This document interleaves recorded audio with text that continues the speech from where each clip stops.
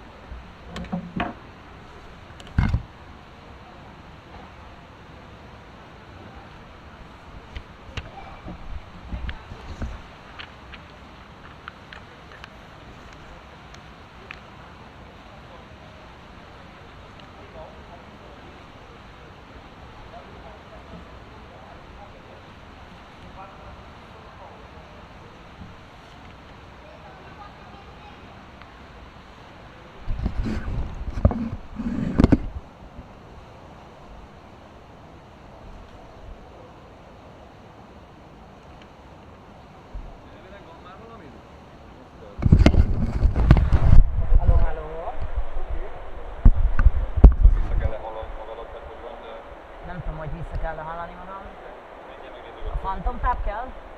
Be van kapcsolva a Phantom tap, az kell ehhez? Mikrofon, úgyhogy igen. Jó.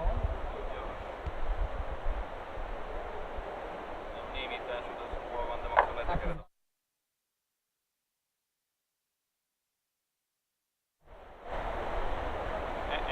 Ja. Bocsánat. Nem, csak azt mondom, hogy ő... Jó. Lehet egy kicsit nagyobb is, nem?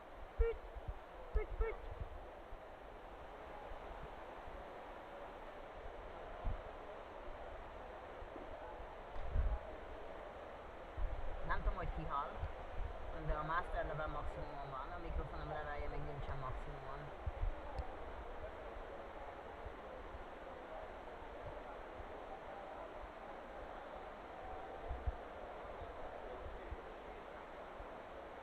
Én nem hallak téged.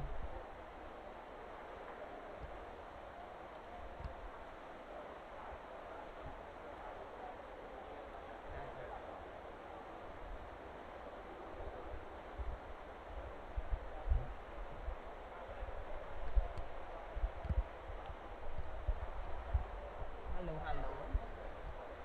Hello. Hello, hello.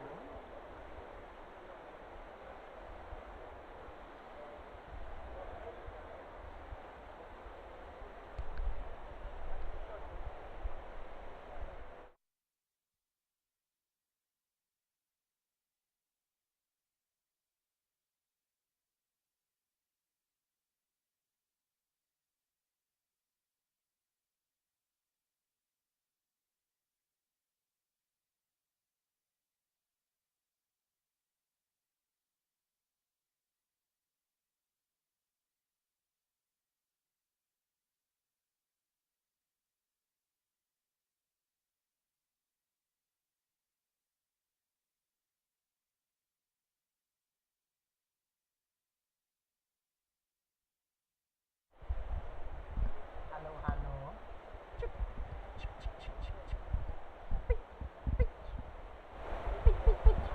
Na, most nem. Szignál. Szignál, szignál, szignál.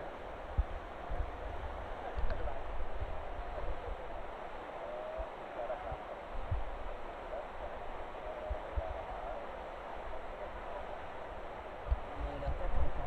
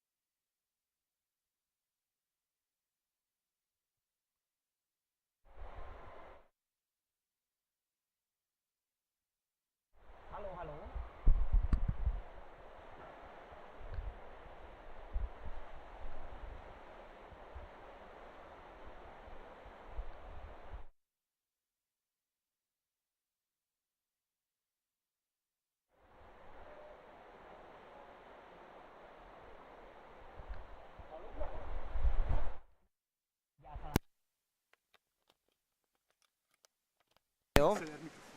Hallod magad? Igen. Most már igen.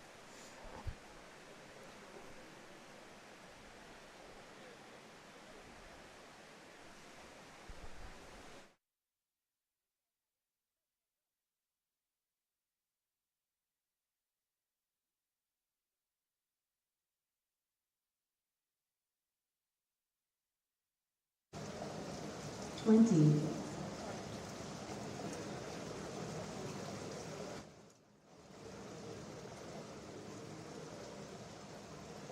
10. 5, 4, 3, 2, 1. Official top 1, 2, 3, 4, 5, 6, 7, 8, 9, 10.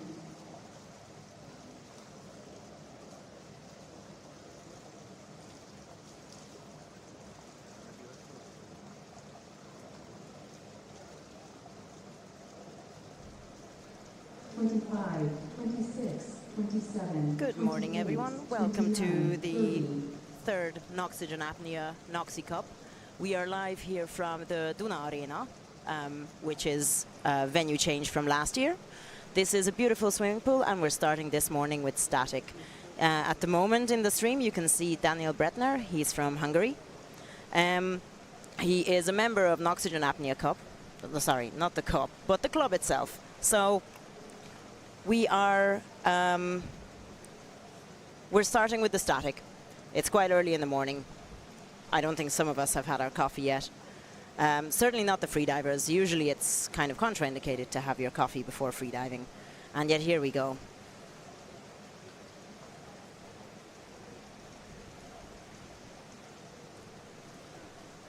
So on lane A, we have Christian Müller. He is from Austria.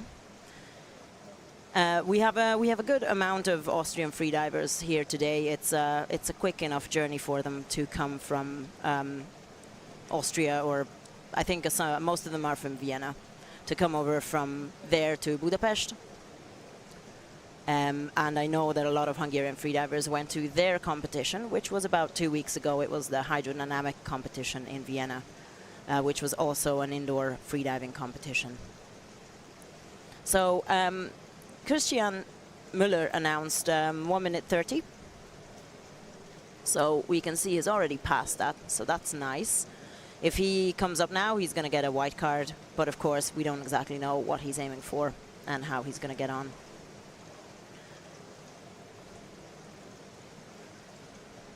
Please feel free to comment on the chat and cheer on the athletes. I know there's a few of you watching already, and we'll be monitoring the comments as well, so maybe I can answer your questions if you'd like to ask. So static apnea, I guess, isn't the most visually pleasing of disciplines. You're kind of just watching someone float on the surface of the water, and this is really a mental sport, the real mental part of freediving, because I guess the dynamic disciplines or the depth disciplines, you're always doing something.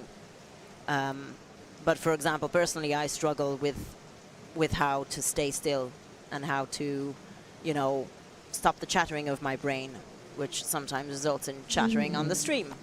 And calm down and relax and just fall asleep and meditate into that meditative state.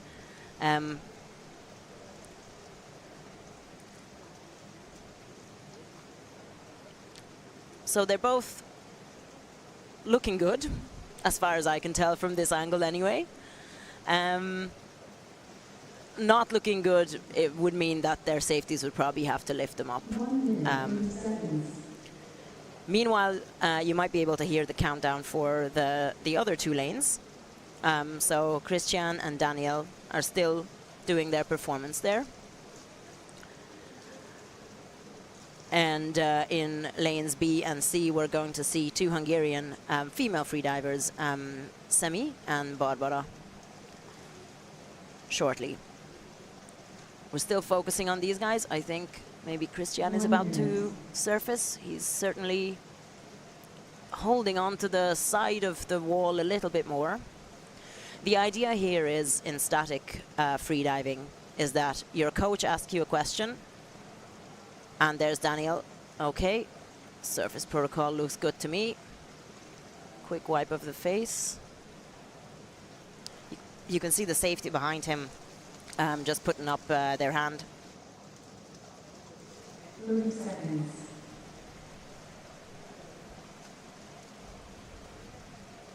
And I'm curious to see what card he gets. 20.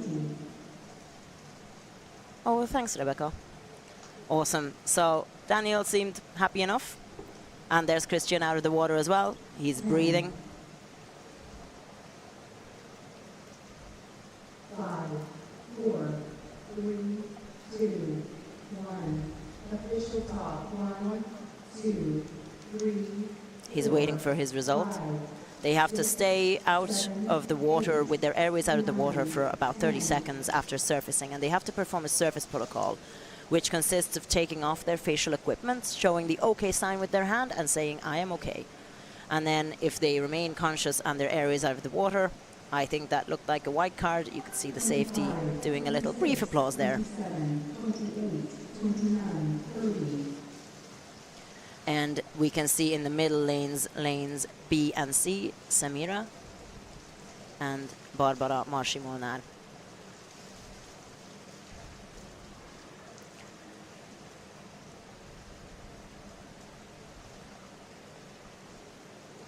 So for static, you can choose to bring your own coach, somebody who knows what you like during your static, and or you can use the safeties who are here standing beside you in a wetsuit. You can see beside Semi in the sort of black and blue wetsuit, one of the NOxygen Apnea members is safetying. And well, actually, that's what's happening with Barbie as well. Her coach is Nushi Horvat, who is an instructor, and she will also be competing herself.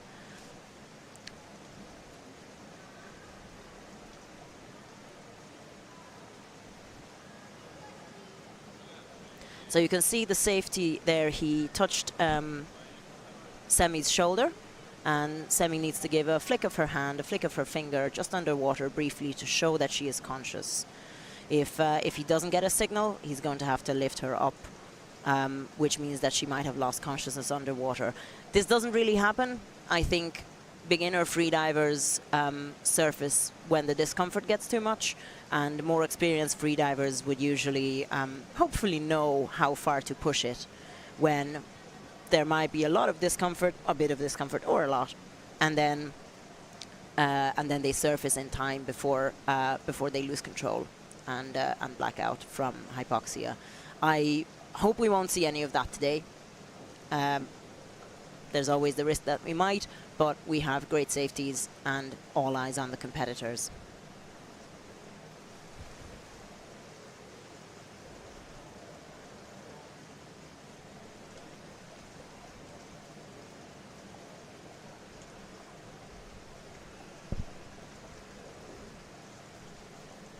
Welcome to all the new people joining the stream. Say hello in the chat if you want to. And you're always welcome to cheer on the athletes. That's never a bad idea. 2 minutes.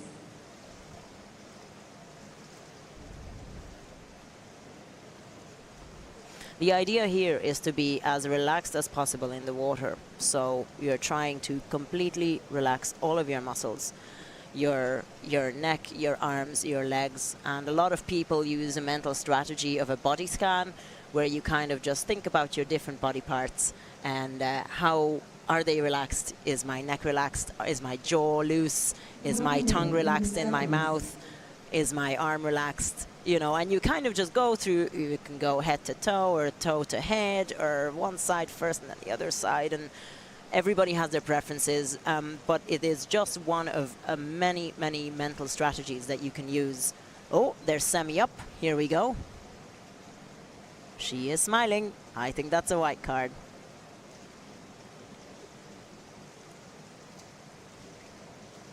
One minute.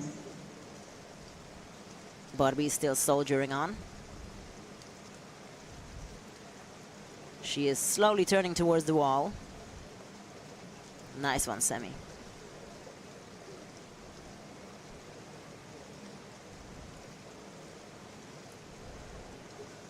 She is slowly kind of reaching for the wall. Probably getting ready to surface.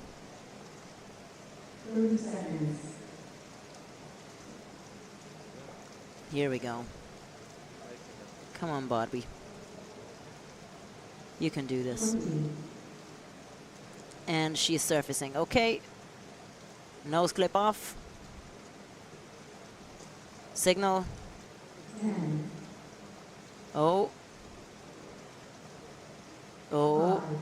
5, 4, 3, Okay, I'm curious to see what card that is. official top 1, Meanwhile, we have a new official top going. In lane A, we have Severin Roman from Belgium and Marc Lemoine, also from Belgium. We have a good number of Belgian competitors here. Hi, Belgian team. Great to have you over here in Hungary. And best of luck with your performances. 25, 26, 27, 28, 29, 30.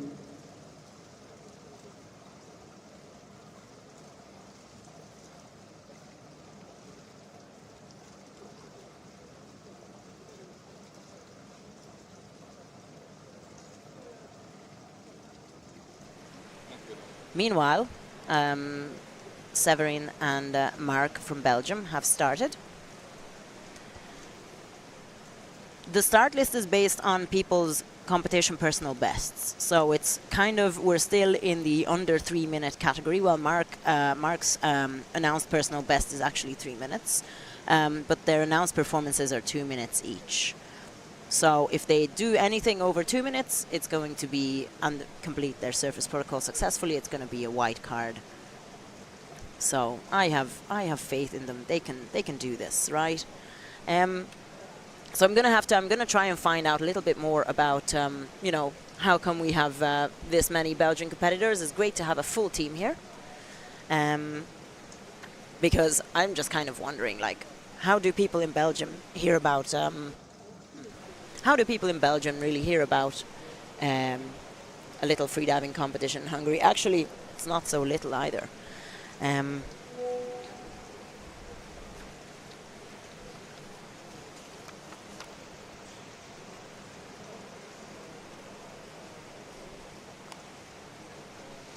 So,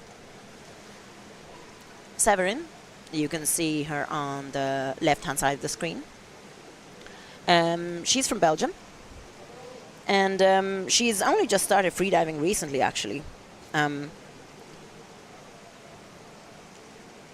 She's training twice a week, I'd imagine, with the club in Belgium, and it's just always so great to see kind of reasonably new freedivers in a competition, because I think it takes some bravery to come to a competition, especially as it turns out that you know, we have some really big names here this year, which is always great to see. And the thing I love most about the nOxyCup is that you have the big names, the big freedivers, and competing alongside the complete beginners who may be doing their very first competition. Okay, you can see the coach is asking for a signal from Marc.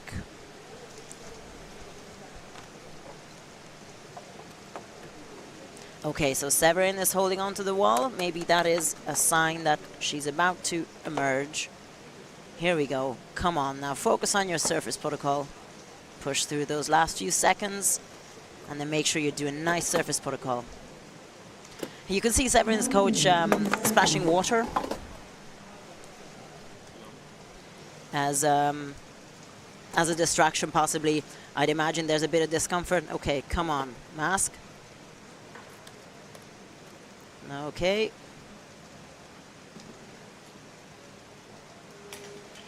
Okay, that was a sign, and I saw her speak. Okay, breathe. I think the end of that looked like it was a bit tough for her, based on her face anyway.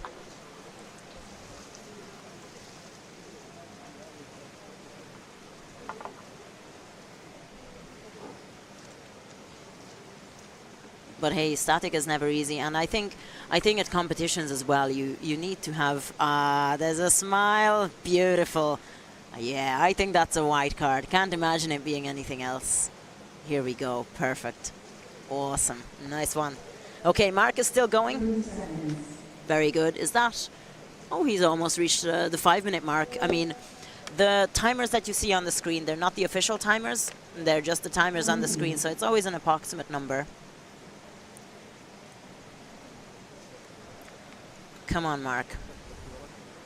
If your previous competition or previous PB is 3 minutes and you're doing 5 minutes, come on, up you come. 5, 4, 3, 2. Okay, curious to see what that was. 1, 2, 3. Meanwhile, we have a second official top. In lane B, we have Yevgenia Bondar from Ukraine. And in lane C, we have Diana Ninko from Colombia. I'm going to say Diana is our very own Diana because she is, well, she's Colombian, but she's a Hungarian freediver. You get me. She's based in Hungary, and she trains with nOxyCup Apnea Club. She's also quite a new freediver, but she's made great progress in recent times. I know because I've dived with her, and off they go as well.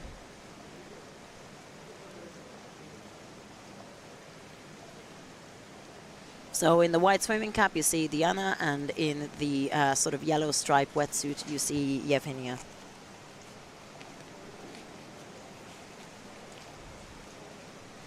So I have a funny story about Yevgenia, right?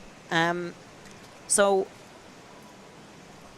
she was basically essentially thrown into freediving, or got into freediving completely by accident, because she ended up on a holiday with a bunch of divers, and then on the plane they actually told her what this whole diving thing is about, which I think is just a very funny way of getting into freediving.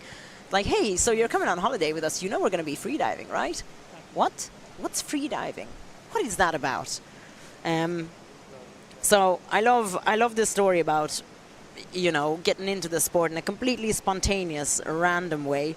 But I think seems like she certainly got hooked. I mean, she's here at the competition, and she also plays drums. So maybe she has a bit of a rhythm going on in her head, because again, some people, another mental strategy is you play a song in your head. I sometimes play a song in my head, and then the discomfort gets too much. For her, I think she finds static a little bit more challenging, because you need really deep relaxation, and it's that mental aspect, I think, that a lot of freedivers, myself included, and Yevgenia obviously, struggle, because people coming from an athletic background, you know, there's always something to do in a dynamic discipline, or in a depth discipline as well. You know, in depth you focus on equalization, or your free fall, or your technique, or your strokes. And in the dynamic disciplines, you just, you know, do one kick or one stroke after the other, and then the turn comes up, and you focus on that. But in static, it's just this. You're just waiting for time to pass, really. That got very deep very quickly. 2 minutes.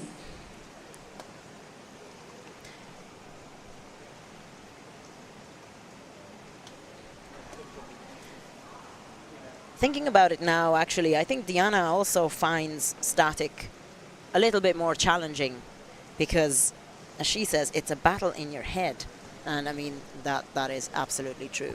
There's not a word of lie in there. It's definitely a battle in your head. But with a good coach and a good bit of training, you'll get there, I'm sure. So we can see they are both just about hitting the 3-minute mark. They've both announced, so Diana announced 2 minutes 30, and Yevgenia announced 3 minutes. So if they come up with a successful surface protocol, which I think Diana is about to do, about to surface there. Come on, Diana. Push through the last few seconds. Okay. Nose clip. Mask. Sign. Say, okay. Here we go. Yevgenia is still battling. 340-ish is where she's at. I can see her legs coming underneath her now. This means that she is about to surface. Come on, push through the last few seconds. You can do this. The timer stops when their face comes out of the water. So you can see her ears and most of her head is out of the water now. But her face needs to come out of the water and the surface protocol needs to be correct. Otherwise it's an unsuccessful or you get penalty points. Here we go. Okay, deep breaths. A really nice close-up view of the surface protocol, and that to me looked like a textbook surface protocol. Deep breaths, and she's well out of the water. I think one wipe of the face is allowed according to the rules. We've heard that in the judge briefing earlier today. Here we go. 25, 26, 27, 28, 29, 30.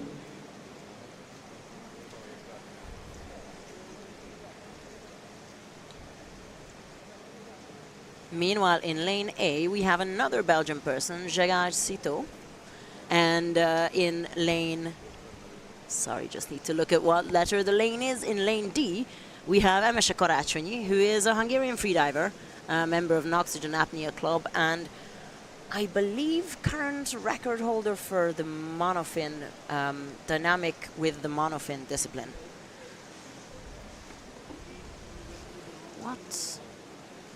What happened there, Emese?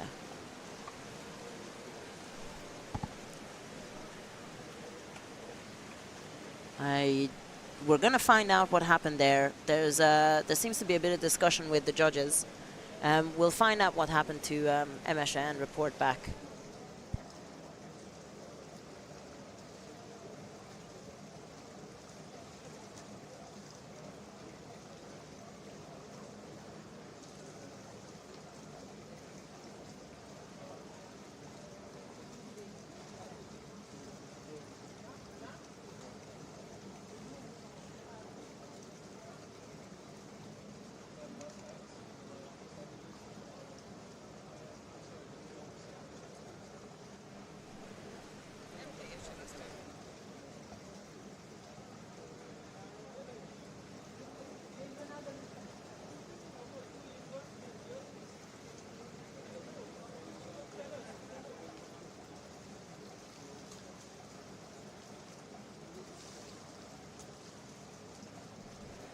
Sorry, we're just trying to find out what happened there, because I'm not sure. Emese is there. She should have started about, I don't know, a minute ago. That was her start time. But I'm not exactly sure what happened there, because they're still talking to the judges. Gerard, meantime, is battling on with his static.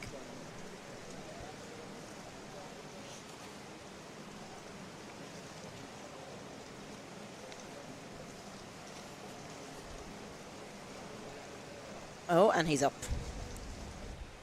Okay, that was... So he announced 3:30. That looks like it's less than his announced performance. If his surface protocol was correct, he might still get some points, but he might get a penalty for going under his announced performance. We'll see if we can find out what happened there as well. There's his coach is looking at is talking to the oh there's something going on there. I don't know. We'll find out what happened there.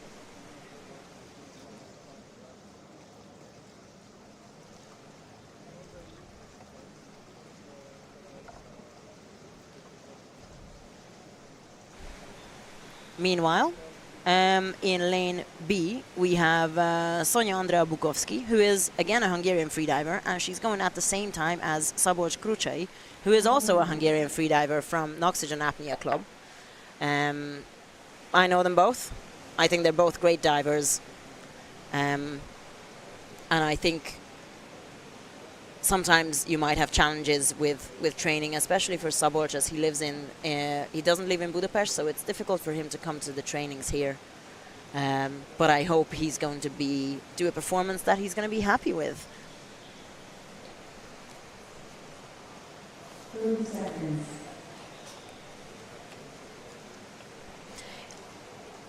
I always like to look at people's faces before a static. There's a good bit of relaxation there, and I'm always wondering what goes through their heads. I'm always wondering what goes through my head as well. But here we go. The main thing is to try and be as relaxed as possible. 10 minutes to official top. Make sure you don't start before the official top. They're both getting ready, taking a big, big breath. Here we go. Okay, Sonia, or Sonia as her friends know her, has started her performance. Here we go, and Szabolcs has started his performance as well. Come on, guys. So, Sonia has announced 3 minutes, and Szabolcs has announced 4 minutes. His announced personal best is 4 minutes 6 seconds. So, that is, I guess, that's a brave number to announce. It's very close to his existing personal best. If he can repeat it, great. But if he ends up underneath that announced performance, then he's going to get penalties.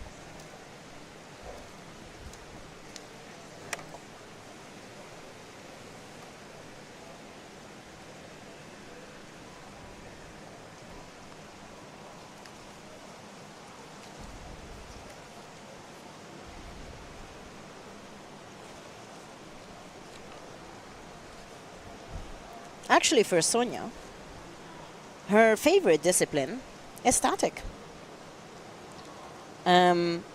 She feels that she can really relax in static. Well, that's great, because that's exactly what you need for static.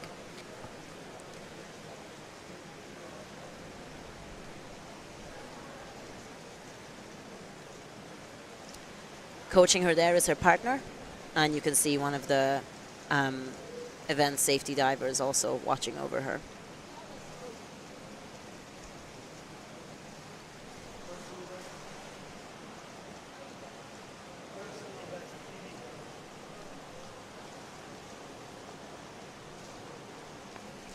There's, I sense a little bit of a pattern where a lot of the Hungarian freedivers were essentially told, you're competing, you don't have a choice, you're going to come to the competition, you're going to do a great performance, you're going to push yourself in a safe way, of course, and you're going to do great. So this is actually what, actually happened to Sonia as well. In her words, on a sunny summer day, her coach said, you know that you're competing in November, right? And here we are in November.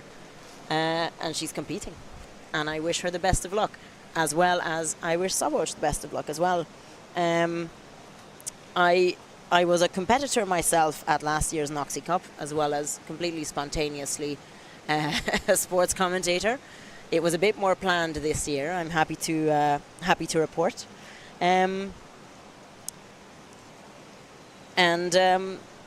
Szabolcs himself, he just wants to be under the water, except now he's coming up. Here we go. Okay.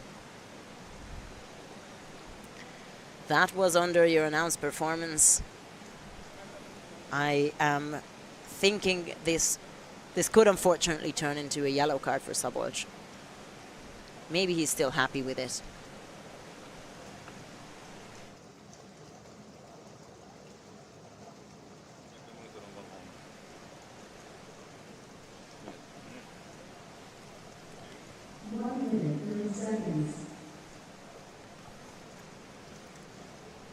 Okay, Sonia is still going.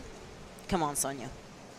She, her personal best is 3:59, just 1 second short of the magical 4 minutes, and she announced 3 minutes, which sounds like it's far enough from her personal best that it should be a safe enough bet. And hopefully soon we'll get the timer as well on Sonia's performance.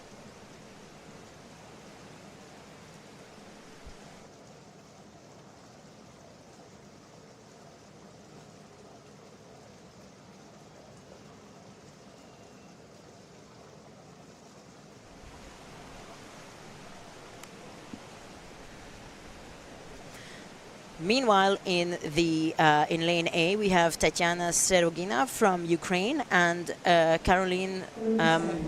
Sorry, I'm not sure how to pronounce this. I'm going to pronounce it in the German way. Schlammers from Belgium. And Caroline, your friends from Belgium are cheering you on. Simon says, go, go, go. You can do this. And Sonia is up. Surface protocol. Come on, Sonia. Come on. Okay.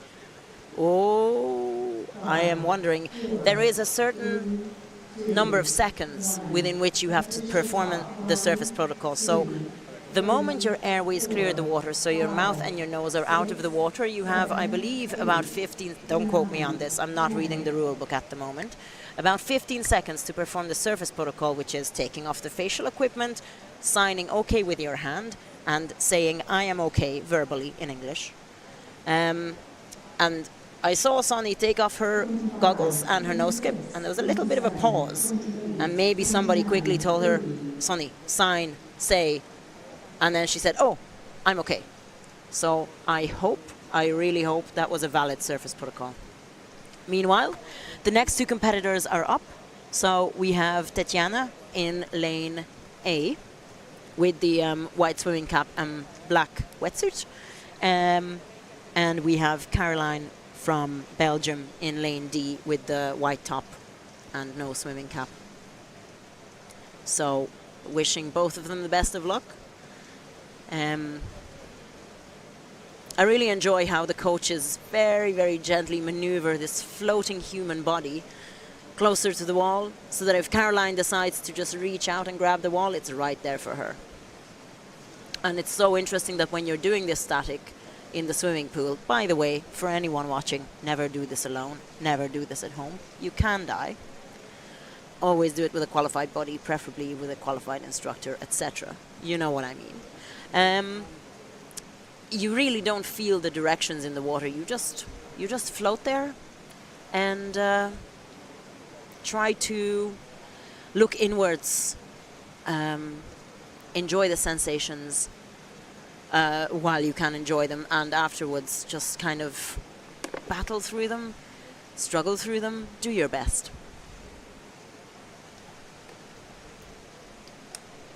So Tatiana announced 3 minutes 30. Her personal best is 4 minutes 7 seconds. So again, that's more than 30 seconds. Oh, excuse me. That's more than 30 seconds under her. That's more than 30 seconds under her personal best. So that's probably another safe bet for her to manage. And Caroline is, she has announced 2 minutes and her personal best is 4:08. So if she comes up now and does a clean surface protocol, again, that'll be a white card for her.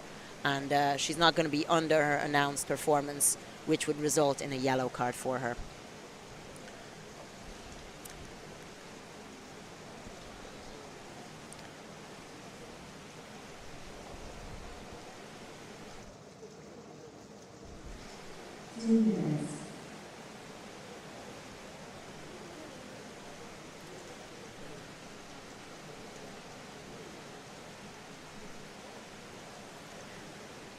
Okay, I can see Tatiana kind of slowly grabbing towards the wall.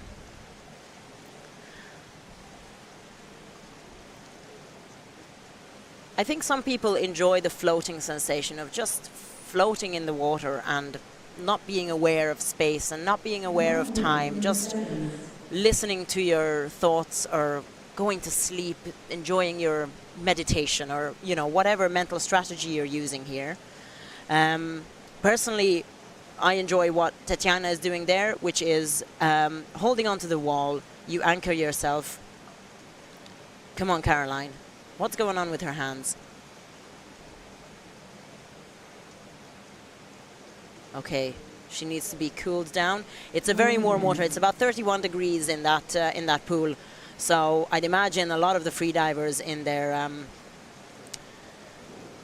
wetsuits are feeling a bit warm. Caroline, I think, maybe needs a little bit of a distraction. Just leave me alone. What's going on?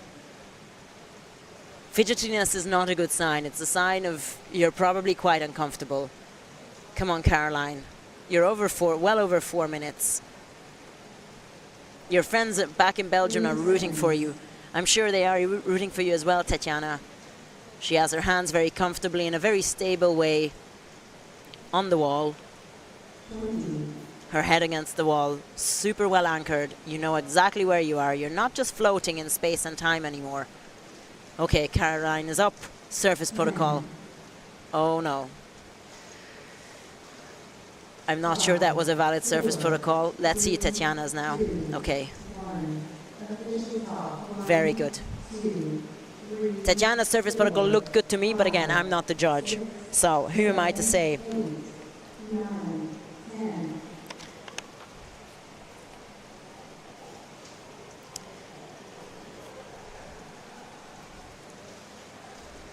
I wonder what that was. I think she did the actions in the wrong order and the judge is holding a yellow card.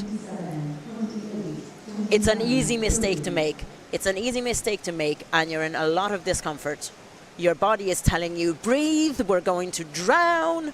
And you have to say, no, these are just contractions. I am fine. I'm fine. And then you have to think of the right order of the surface protocol. You have to think of, okay, I need to remove facial equipment first. What I think what Caroline's mistake was is she didn't remove her mask. She showed the okay sign first and realized, oh no, I did it in the wrong order. Quickly removed her mask, showed the okay sign again, but showed the okay sign several times, which resulted, unfortunately, in a penalty for her performance. Not a completely invalid performance. She will still get points for this, but she won't get the full points for her undoubtedly beautiful performance.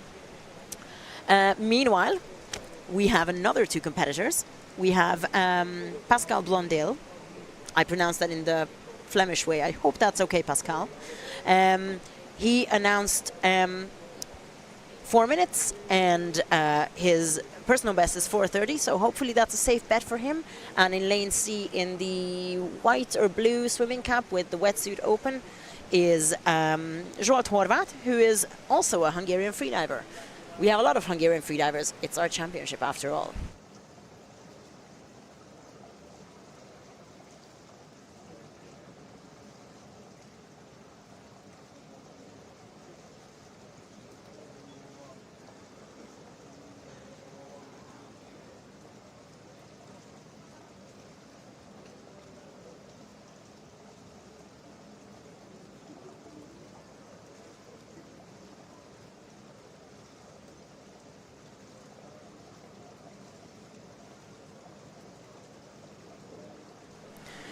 We're just discussing the technology briefly.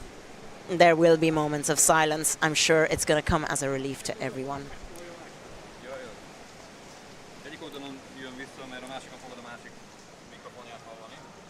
Jó, nem gond.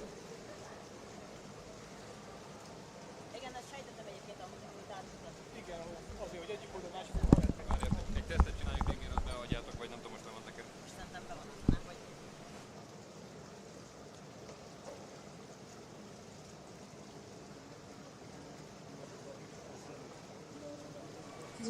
We're just testing.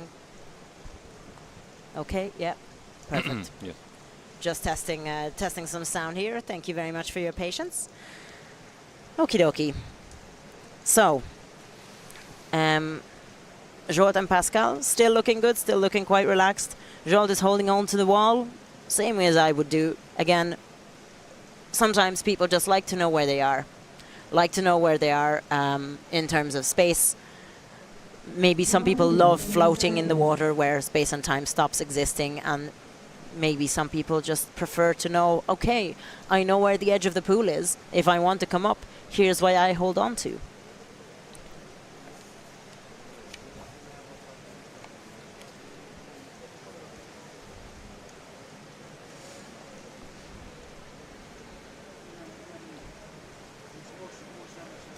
So,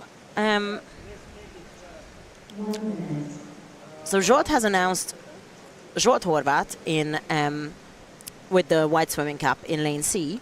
He's announced 4:30, which is his personal best. I hope it works out for him. Usually it would be a risky strategy.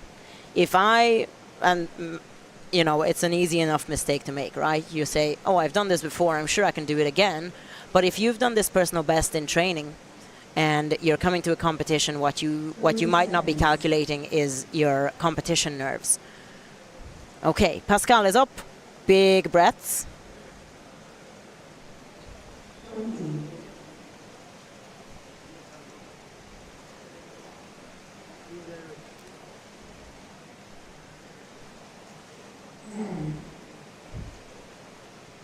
His surface protocol looked good enough. Removal of facial equipment first. Then a quick okay sign. And I saw him say, I'm okay. Oh dear, Jolt. Oh no. Oh dear. Oh God. Unfortunately, that's a blackout. Oh, and he's come to. Okay. Very good. Now, that's obviously an invalid performance. And here is where the real value of the safeties comes to the forefront. 26, 27, 28, 29, 30. I'm so sorry, Joel. Sometimes you need to know where to stop. Talent knows where to stop. And unfortunately, he's pushed a bit too far. Maybe he knew he could do this, but maybe he was a little bit nervous. You have a lot of cameras trained on you. You have some person talking away. It's all going onto YouTube. You have the announcements going, the countdowns to the next official tops going. There's an awful lot happening that just doesn't happen in your training when you're in your usual pool with your usual friends, just doing, okay, this morning I'm going to try a maximum static. Maybe it's going to go well for me. Oh, hooray, I had a great result. I'm very happy. You might not be able to repeat that at competition. And unfortunately, sometimes you push too far and then this happens. But again, no harm done. You could see that within seconds, Jort was conscious again. And in the meanwhile, we have our next two competitors as well. So we have in lane A, we have there looks to be a change. We have Emese Karácsonyi, who was supposed to go previously. And in the other lane, we have Chun Yinpeng from China. I believe he lives in Hong Kong, but I still want to ask him, how does someone living in Hong Kong hear about a freediving competition in Hungary and decide to join? It's lovely to have him here, and it's always fantastic to have people coming from so far to compete. Hopefully he's also going to have a few days in Budapest to just enjoy the city itself, because it is a great city. I can tell you, I grew up here. But it's just brilliant to have people from all around the world competing in our swimming pools here in Budapest. Okay, so Emese is back in the pool. I thought she was going to go previously, but she's going now.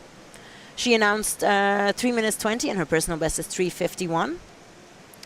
As for Chun Yinpeng, or Thomas, I believe, as is known, he announced 3:30, which is quite a safe bet for him because his personal best is 4:36. So he's announced a full minute underneath his personal best, which I think is kind of is what you would do when you've done a few competitions. I mean, I think everyone at their first competition might make the mistake of saying, hey, this is my personal best, I'm going to announce this. But again, announce something lower. And in the pool disciplines, you can always announce something very low and you can exceed that. But if you don't reach that announced performance, you get docked for it. Okay? Emese is... She looks like she's getting a bit uncomfortable. She's trying to hold on. There's a bit of fidgeting going on. The idea behind the static, well, it's in the name, right? It's what it says on the tin. It's static apnea. You're motionless. You try to relax as best as you can. Okay, and Emese is up. She looks a bit unhappy. Bless her. Emese, sometimes things don't go your way. We know she's a great freediver. She is not super happy by the looks of it. And Thomas is still going over 3 minutes now, closing in on that 3:30 that he announced. So, come on, Thomas. You can do this. And again, today is a really long day. So we're starting with static this morning, and then this afternoon from 1:30 Hungary time, we're going to do dynamic no fins. So it's going to be a really long day with a lot of different disciplines, and it can be really taxing, especially if you decide that you're going to do all of the different disciplines, or even just some of them. So if you're doing static now and you're doing dynamic no fins this afternoon, maybe you want to save your energy a little bit. Okay, Thomas is up. Boom. Just tear that goggles off his face. Look like a good surface protocol. He's not looking super fresh, but the surface protocol looked great to me. It's kind of cool to have a close-up on his face. And we're waiting for 30 seconds now to see what the judges say.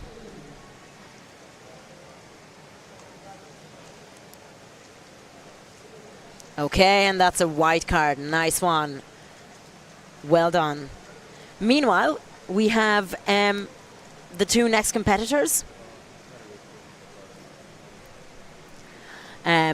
According to the start list, it's in lane B, it's Nostalgie Pelzener from Belgium. Yes, go with the Belgian team. And in lane C, we have Mickey Ettinger from Austria. Again, go with the Austrian team. Okay, and that is correct. So that's what it looks like based on the start list, and that's what we have on the screen as well.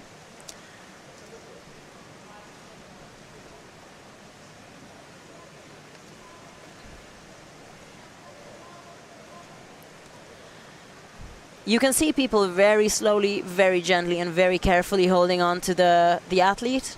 This is possibly so that as to not distract them. Some people like the distraction, and some people are just like, don't touch me, don't talk to me, I want complete silence. I just want to meditate, I want to enjoy whatever sensations happen, or, well, struggle with whatever sensations happen. But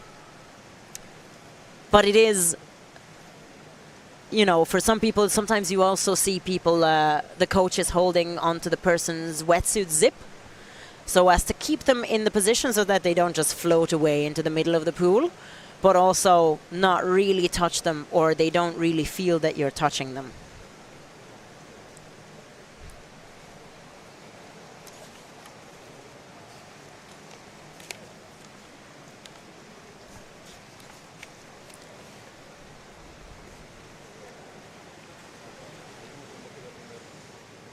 So for Nostalgie, this is her very first international competition. So go you. Well done you for showing up. I'm proud of you. It's great that you're here, along with all your Belgian pals from the land of the frietjes. And you're hoping to achieve new PBs, which is fantastic. I really wish PBs for you. Obviously for everybody else. So for Nostalgie, static is me time. That's the relaxation. That's when she can just pull the plug from her the life and the stresses of her life, of a job, of family, etc. You know, and this is exactly what you're meant to feel in static.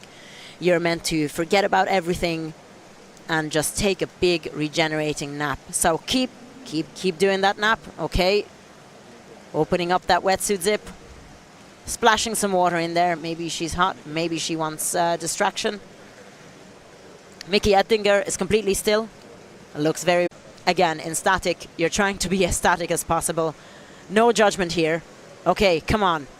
Sign. Nostalgie. Okay sign. Did we see an okay sign? That was a good bit delayed after her taking off her facial equipment and her airways clearing the water. I'm curious to hear if she was within that 15-second window.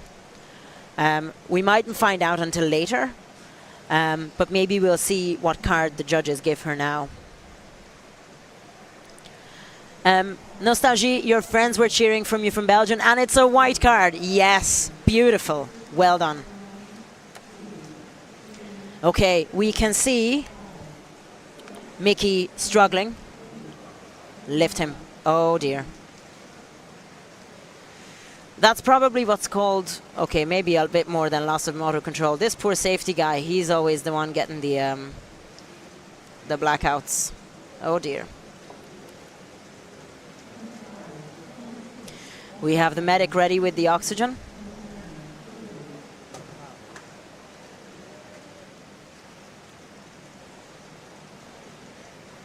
Unfortunately, these things happen. I think it looks more gruesome than it is. Usually athletes regain consciousness within a few seconds. The main thing is to keep his head above the water. It's not happening for this guy just yet. He has to be helped out of the water. I'm so sorry, Mickey. Never mind the red card. You know, wake up. The medic is there already. We're all right. He's okay. He's okay. So we have Elisabeth Mattes from Austria starting, and Natalia Wilk from Poland. They're already kind of almost a minute in. It's just that there was a bit of excitement in the other lane. The other thing about competitions is somebody's blacking out beside you and there's a bunch of people jumping to help that person, obviously. Meanwhile, you're trying to relax. You're trying to focus on your own performance. And sometimes your first instinct might be, hey, my God, there's something happening there. Maybe I need to go and help. No. There's safeties there. There's a medic there. There's judges there. There's several other freedivers just looking on from the side of the pool. There's plenty of people to help there. You need to focus on your own performance, but it's not easy. Let me tell you, it's not an easy thing to try and relax and get into a meditative Zen state where your heart rate slows down and you're almost half asleep when somebody is getting the oxygen mask put on them beside you. But unfortunately, this is something that you have to prepare for in a competition setting, because unfortunately it does happen. And you can be, you know, it's not the athlete's fault if they black out, is what I'm trying to say. You know, sometimes you push too far and sometimes it just doesn't work out for you. And you lose your oxygen reserves from your body before you expect to lose them. These things happen. That's why we have our safeties at every competition, or in fact at your training, you know, at every pool training session as well, actually.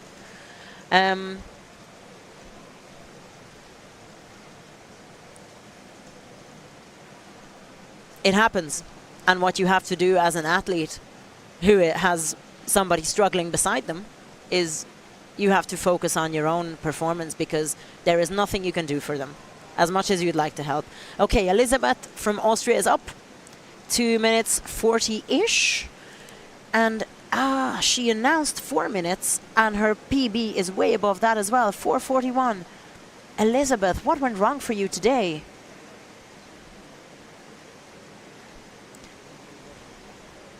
I'm curious to see what card that is. It's a yellow card. Is it a yellow card? Sorry, no, that's a yellow pen. That is a yellow card, unfortunately. Poor Elisabeth. Look, we've all been there. We've been there. No judgment here. Sometimes things don't go your way. But often it's better to just pull the plug and say, hey, it's not working for me today. I'm just going to surface. I expected better from myself, but these things happen. There will always be the next competition.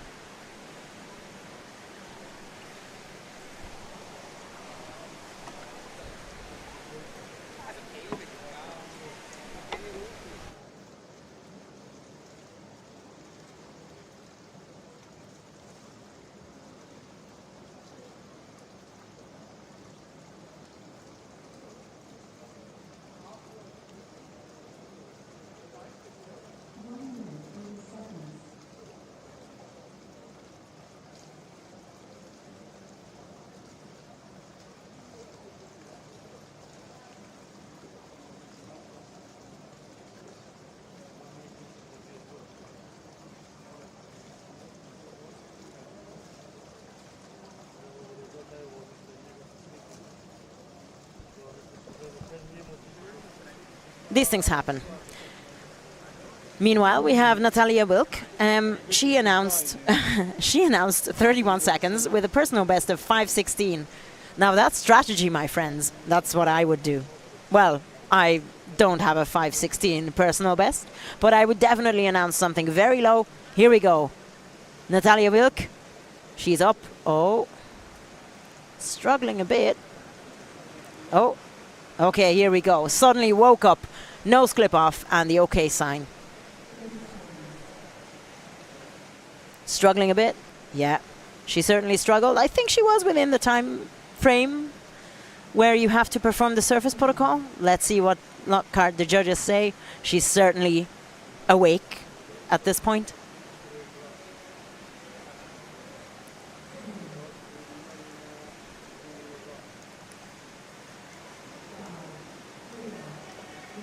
And that's a white card. Well done, Natalia. Fair play. Elizabeth briefly walked past me and she said that she was kind of expecting to be, you know, to do an approximately 5-minute performance, but sometimes things just don't happen that way. It's you can be sad about it for a little bit and then you have to move on. Meanwhile, the next official top has started. We have Nicolai van Hofman from Belgium. Go the Belgian team. And, you know, the Czech team as well. Well, there's, I believe it's only Christina. Christina, who is from Czechia.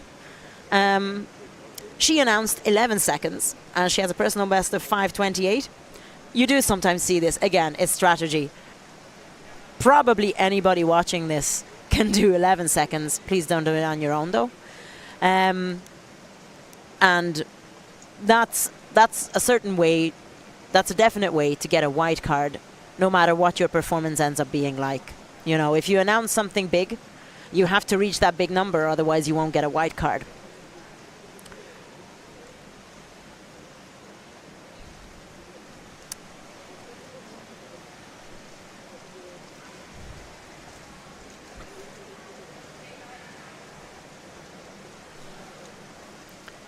Okay. They're both looking super comfortable. Very still. It's always a good sign. Again, the movement and the fidgeting, again, no judgment, but it's usually a sign that the athlete is very uncomfortable and that they should probably think about coming up and think about performing a nice surface protocol.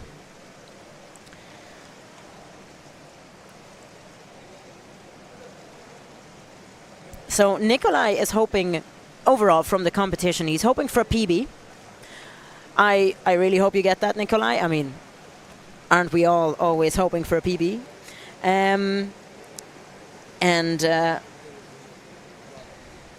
He is an incredibly busy guy with 2 young kids, and he's also a runner.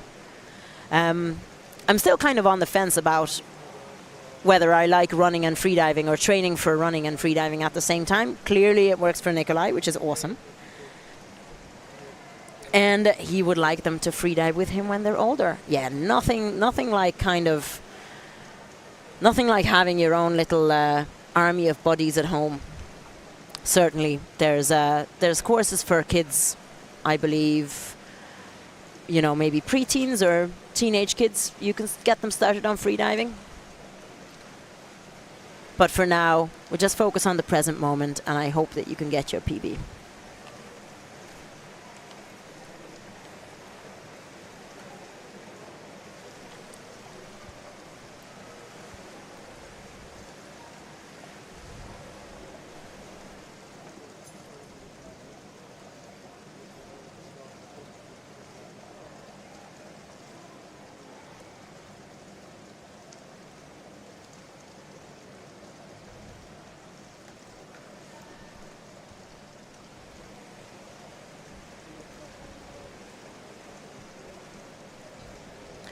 There's a little bit of movement there at Christina. Maybe it's just her coach kind of rocking her gently side to side.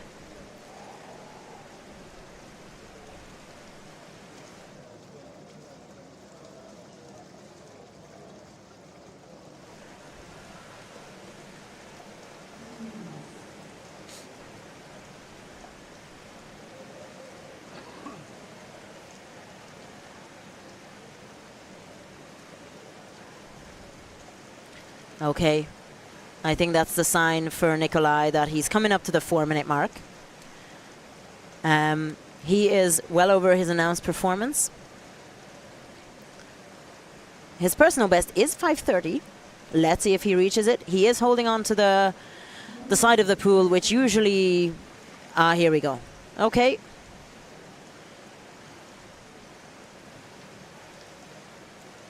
That looked like a perfect textbook surface protocol to me, from this angle anyway.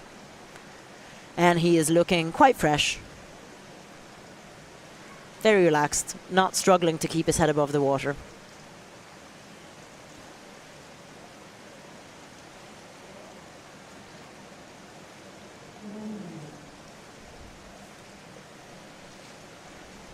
Christina is still going.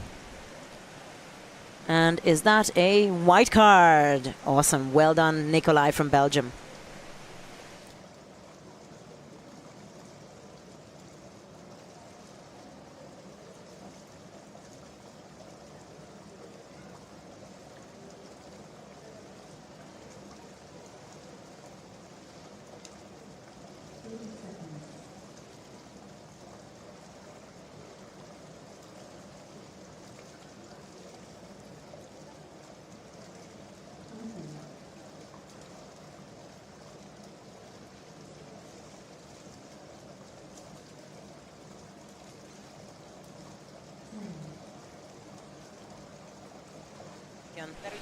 Christina has surfaced. Okay, she's looking a bit blue. Oh, there's a little bit of a tremor there. She is not super... Oh.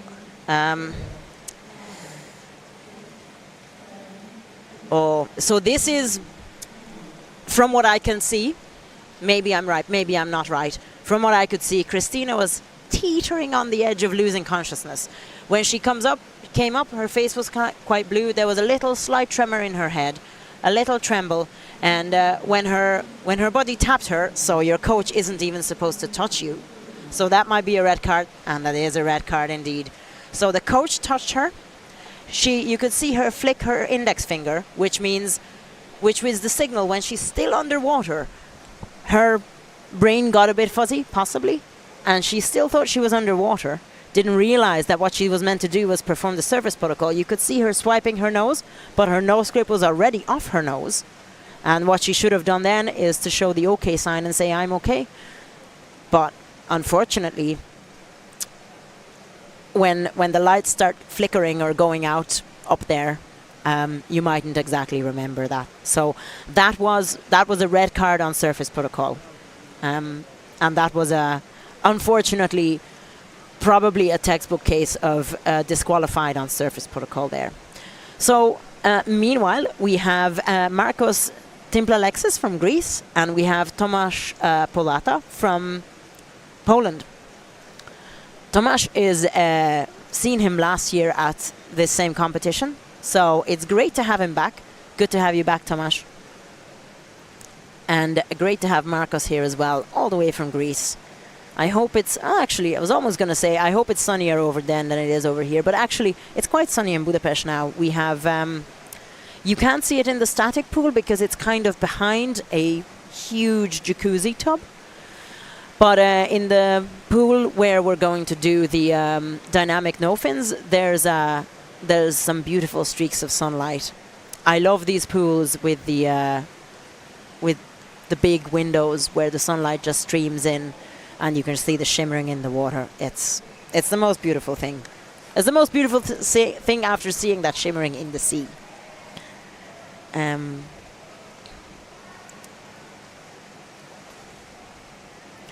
Just trying to see what we know about Marcos. So he's obviously from Greece. Lots of seaside there, living on an island in Greece. And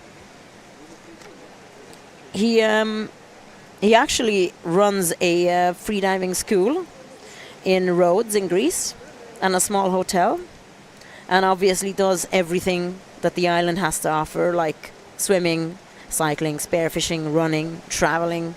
And here he is in Budapest. And he is looking very good, very relaxed. Absolutely no movement, completely static for static apnea, which is what you want.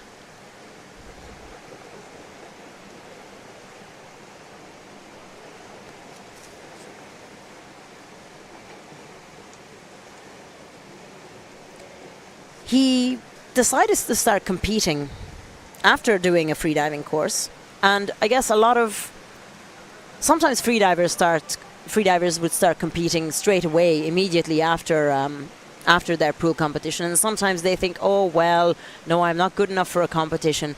And for anyone listening, if you're thinking about going to a competition, do it. It's well worth it. You can see that you learn a lot.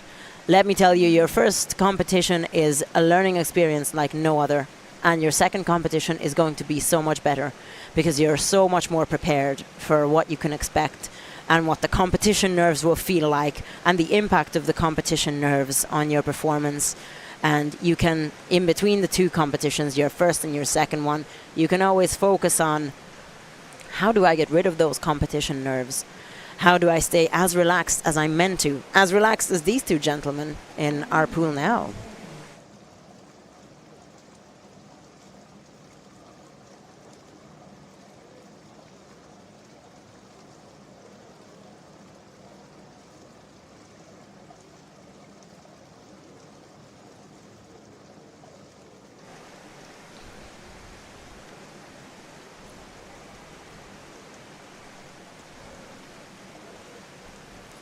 Okay, there's some movement in Tomasz's lane.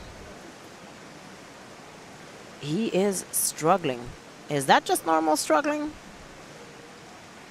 Oh, that's a lot of struggling. And when you can see it from here, that's a good bit of struggle.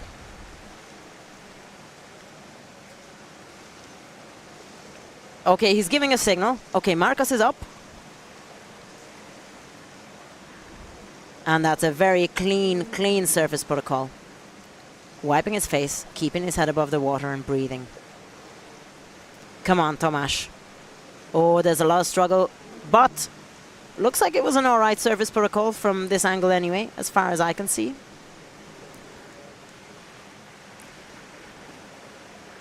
Curious to see what he's going to get.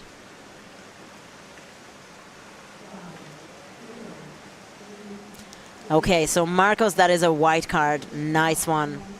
That looked to be about well over 5 minutes, maybe 5:10-ish.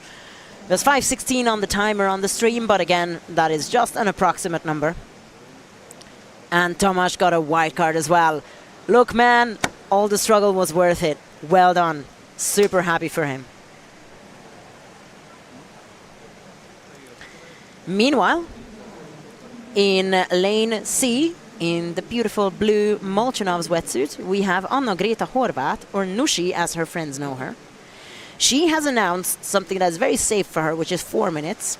Unattainable for me. Very safe for her because her personal best is 6:17. She is an instructor and a Hungarian national record holder. She has lived in Ecuador for about the last 8 years, and she's just moved back to Hungary with her partner. And she has coached another one of her clubmates, and here she is doing her own performance now. You can see her coach basically holding on to the hood of her wetsuit so that she can keep her in position, but Nushi doesn't feel that she is being touched. So she is completely floating in that nothingness.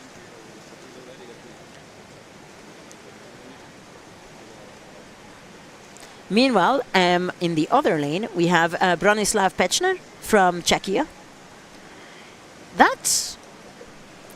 He was supposed to start at the same time as Nushi. At 10:38 was his official top.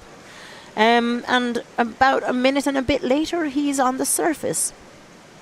Yet again, I'm curious to see what happened there. He looks like he's kind of just back relaxing. Oh, sorry, that was the wrong lane I was talking about. No, Bronislav is still in the water. My apologies. He's still in the water. The other competitor is just getting ready for his performance.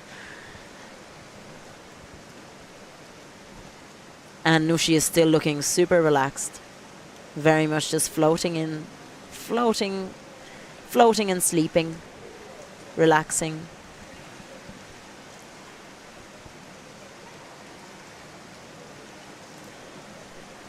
Along the bottom of the screen, you see our sponsors. I just wanted to mention that we've had a lot of super generous sponsors this year for nOxyCup 2023. Incredibly grateful for their support, because there are some fantastic prizes for our athletes to win. So our sponsors are MBS, the Hungarian Divers Federation, Magyar Búvárszövetség, Double K, who make amazing wetsuits, Octopus, who make fantastic nose clips and lanyards and pulleys, great freediving equipment manufacturer, Lobster, who make top-of-the-range weights. Their weights are preferred by the top pool freedivers, and I think they've just brought out a brand new weight for depth freediving as well. 2971, who make amazing fins and other freediving equipment. Chetma Composites, who are also very famous for their fins. Molchanovs, who are, well, they're a freediving school, but they also create amazing freediving equipment, wetsuits and fins and swimming caps and anything you can imagine. I mean, look at Nushi. She's floating there on the surface of the water. And she's looking great while doing it in her beautiful blue Molchanovs wetsuit. Static Apnea, this is a mobile phone app for iOS and Android. It's the best app for static training. Take it from me. I know, I've been using it for years. Dockyard, who make outdoor equipment. Murena Fin, who make top-of-the-range training fins. These are heavy-duty, tough as nails fins. Great for training. If you can do, I don't know, 100 meters dynamic in one of those boys, you can sure as hell do it in your carbon or plastic or fiberglass freediving fins. They're fantastic for training fins, and they're used by the top Hungarian water sport athletes. In general, there's an Oxygen Apnea Club has a bunch of them, and training with them is super tough. But again, if you train with those regularly, you're sorted. And Nautica, who are also an outdoor equipment manufacturer. Meanwhile, our athletes are still looking very relaxed. No movement at all. Literally just a slight movement of the water, kind of moving Nushi around.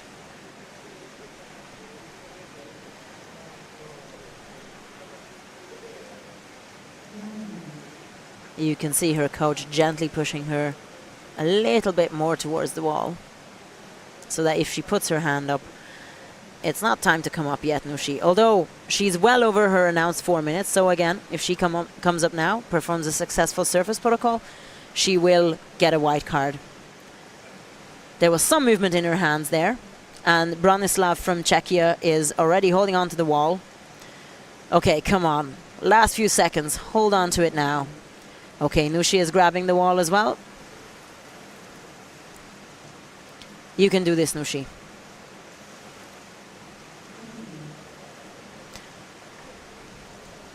And she is up. They're both up. Okay, surface protocols. Bronislav's is looking good. Nushi, slight delay with the sign, but still probably well within time and looking good. Nushi is a very experienced freediver. She knows how to do the surface protocol, and clearly she knows when to stop, which is, again, a skill you have to master.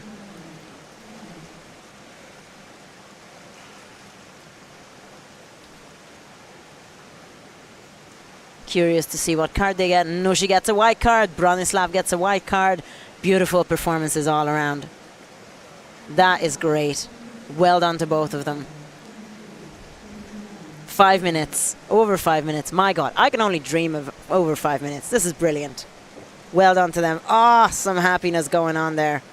Meanwhile, we have our other competitors starting. Tomasz Ratajak from Poland and our very own András Sopronyi. András is one of the main key people in Oxygen Apnea Club. He's an instructor, and he's kind of the main organizer of trainings. He would be the one who writes the training sessions. He is a fantastic freediver, and he loves the podium. So, no pressure, András. I know you can't hear me, because you're away in La La Land. No pressure, but we're expecting great things from you for today as well. Andras, your friend Attila is cheering you on in the YouTube chat. Go Andras, and go Tomasz as well.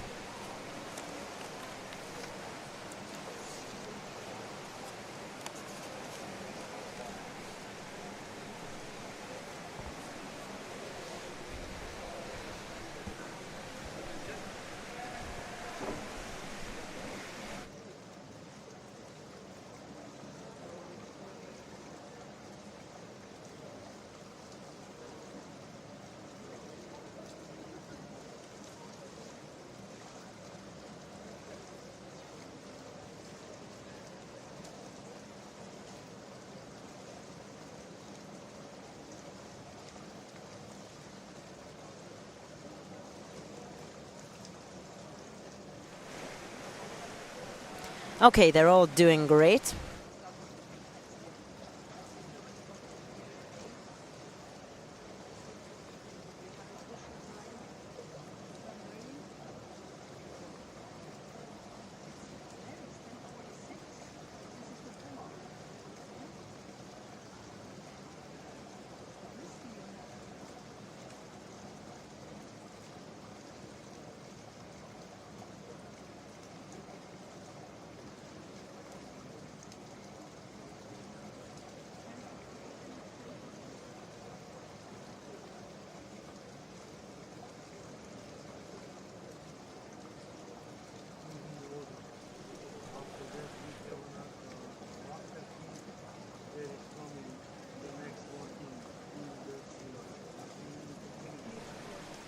Okay, they're both over the 3-minute mark.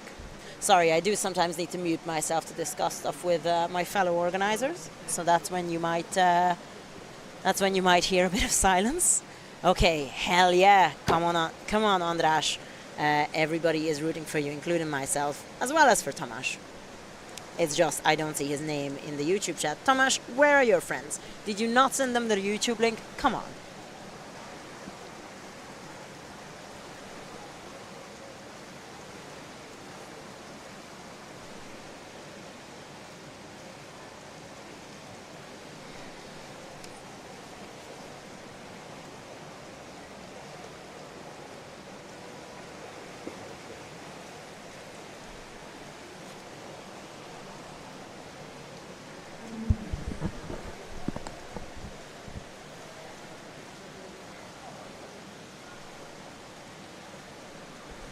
So they've just both reached the 4-minute mark, approximately.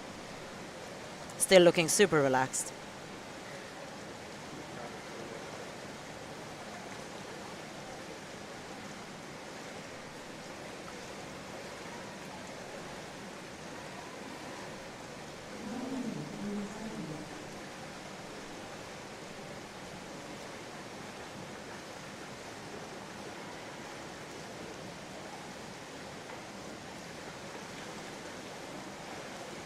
His coach is moving Andras ever so slightly.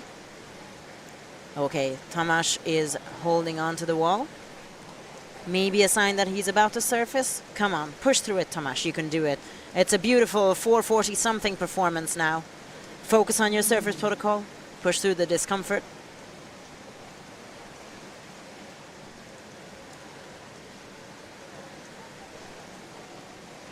Oh, my apologies to Tomasz's friends. I can see that you do have friends in the YouTube chat. Hello, Tomasz's friends. Okay, what was that? Something dropped. It looks like a pair of goggles. Saving yourself time for the service protocol. I guess it's one strategy. That works. Okay, he's putting his legs underneath him now. Slowly, slowly. Easy does it. Okay, Andras. 5:30? You stay in there. How dare you? I'm joking. I'm joking. Everybody needs to look into themselves and decide what they want to do. Okay, Andras, come on. You're almost at 6 minutes, man. Don't give up on me now. Okay. Tomasz is coming up. Oh, is there still a nose clip on him? Oh, no. Okay, service protocol was the wrong order. Curious to see what card this is going to be, because he showed the OK sign before he took off his nose clip. He's looking fresh, like he's smiling and chatting away. No issues there. You know, not a hint of unconsciousness. But if he wasn't feeling too hypoxic, then maybe at training sessions or after a tough... Come on, Andras. Okay, he has no facial equipment. He made it easy for himself. Oh, he got a white card?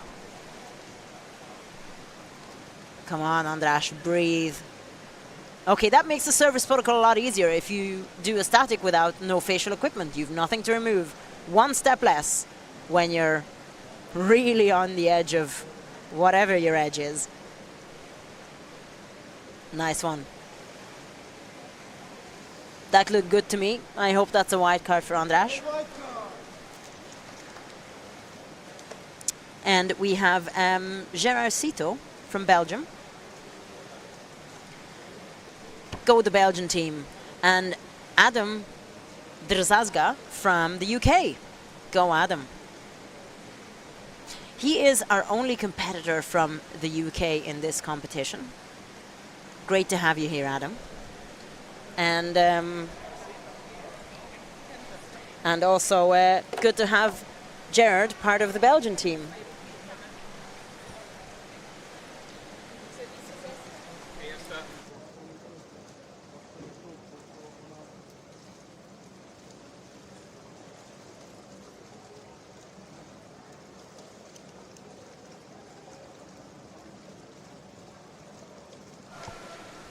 So I have Thomas Pong. Hey guys. Here with me.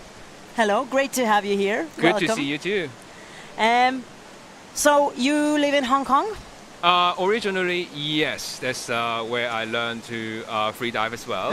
Okay. But I just moved to England like a few weeks ago.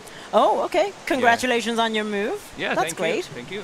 And I was wondering, it's like, okay, I mean, Hong Kong, it's just, I guess for me, it feels very far. Like, yeah. Wow, to travel to a freediving competition all the way to Hungary from Hong Kong, wow. But I guess England, that's a what, 2-hour flight? Yeah, 2 hours something. Yeah. Okay, very good, perfect. That's great. Well, lovely to have you either way. How do you feel about your performance? Not my best because I think this is my first time to go to like somewhere to compete other than Hong Kong. Gotcha. And I didn't realize I would say the competitors would be that diverse and they're really good, I would say. Even though I'm not like having my best performance, I would say I learned a lot from these guys because I saw a guy that doing just a warm up and his like minutes doing static is way a lot than me. And that was like insane, I would say. Yeah.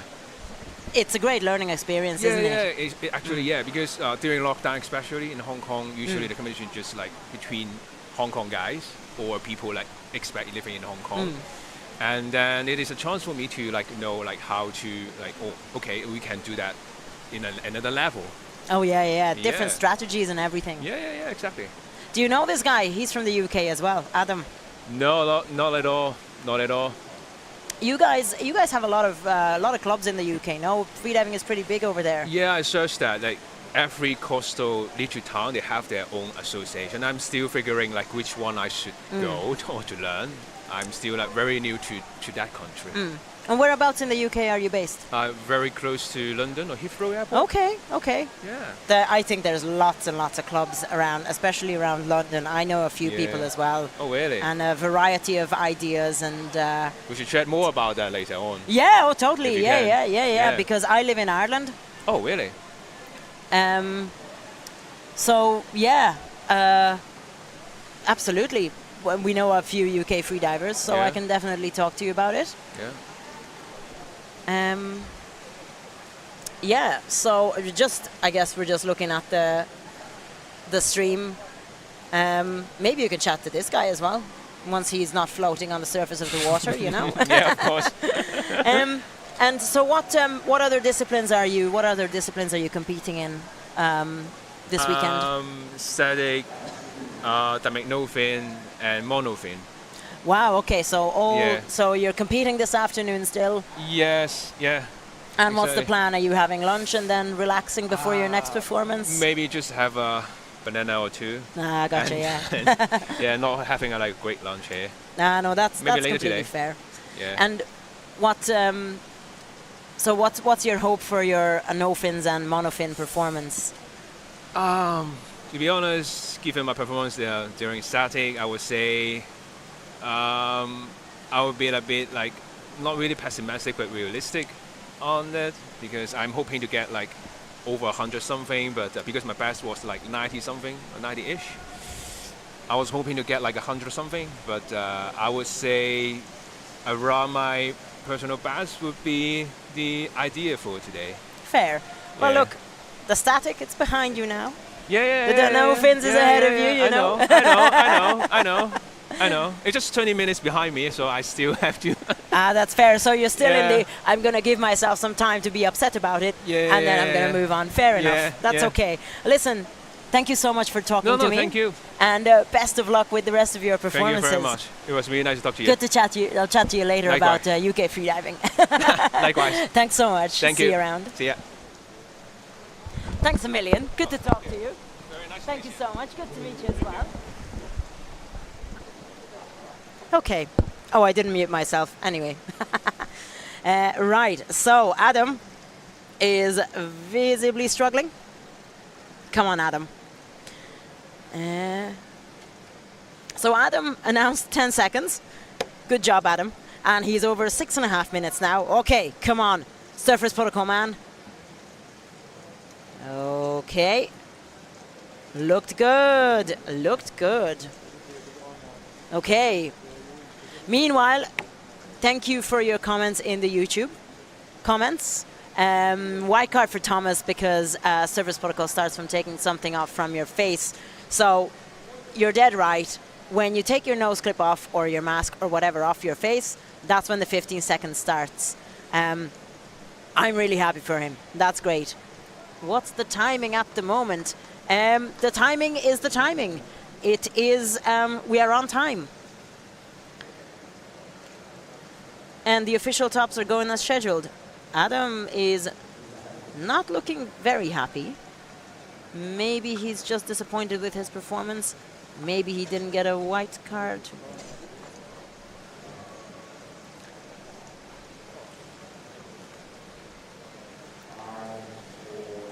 And meanwhile, we have the next performance as well.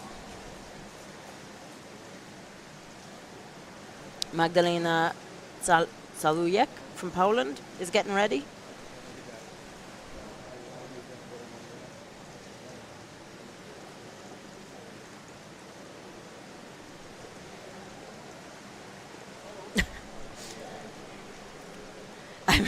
I'm really sorry. All I can kind of see is what I see in on the monitor and what I have on the start lists in front of me. Any sort of changes? I'm gonna try and find out for you anyway.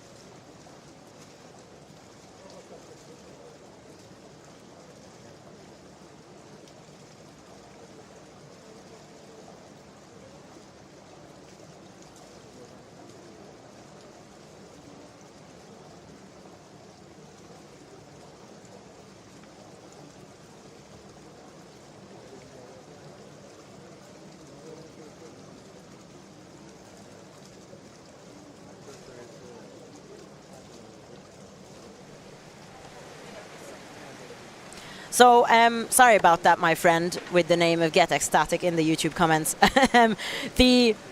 That's kind of what I know. I'm trying to find out. You're probably asking about Rami Bladlav, who had his official top at 10:50 Hungary time.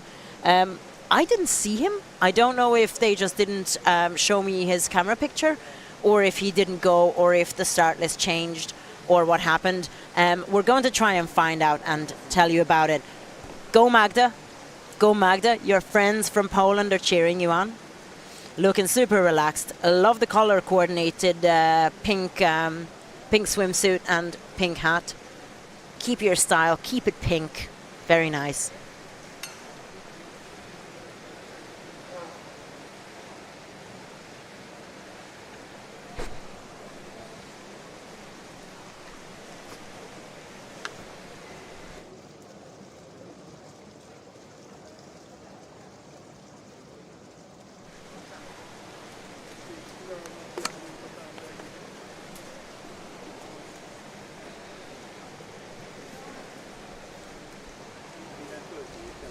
Let's see what we know about.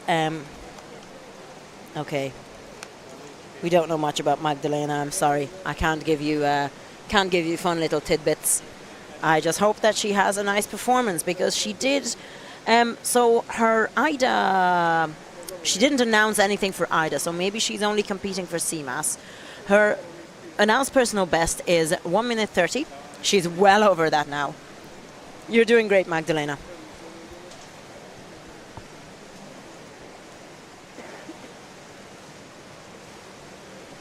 Ah, that's good to know that Rami didn't compete. I was honestly really looking forward to that 10-minute static. So sorry to hear he's not here. I didn't see him around. And Adam, unfortunately, we don't really have. We're still working a way to display the results for all of you. They'll be online as soon as we can put them online. So make sure to check out the Oxygen Apnea Instagram page. And I hope we'll figure out a way to have them online on the YouTube stream as well. Or if anybody has the times, feel free to throw them in. They might be unofficial times. Again, what you see on the screen is an approximation.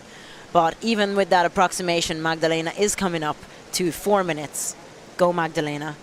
Okay, she's very gently pulling herself towards the wall. Still quite relaxed, but you can probably see that there is some internal battles going on. Okay, that's a nice clear sign. Good to know you're still with us, Magdalena.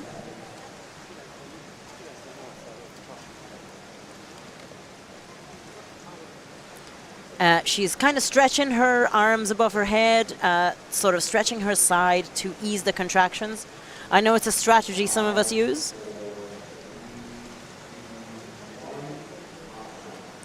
Oh yeah, come on. For well over 4:30, very nice. Come on, Magdalena.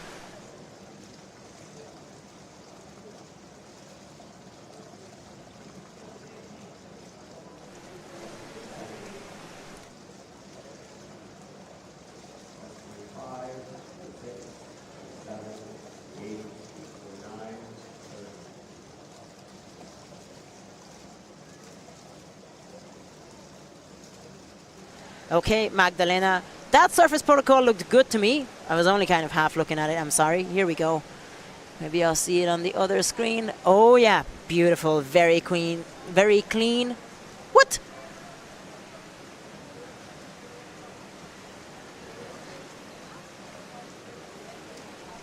I'm going to wind that back and see what happened there because it looked like the judge gave her a red card. But I'm trying to see why. Just going to wind the YouTube back for a second. Okay, come on. Oh, there's a bit of an argument going on. Okay. Nose clip off. Goggles off. Clean, okay. I'm okay.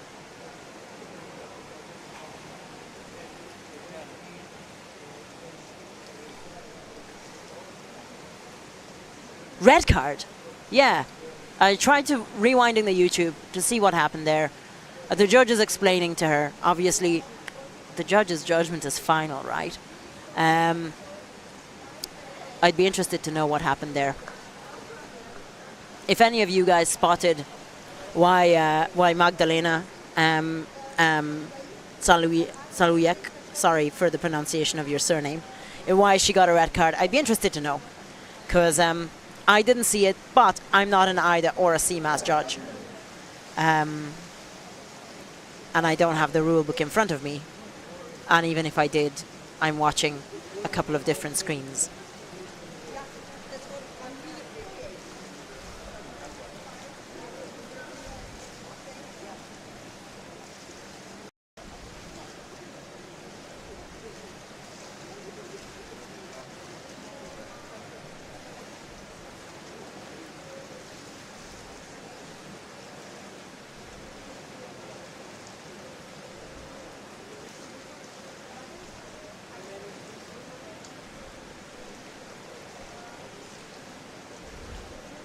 Looks like we've had a change of safeties.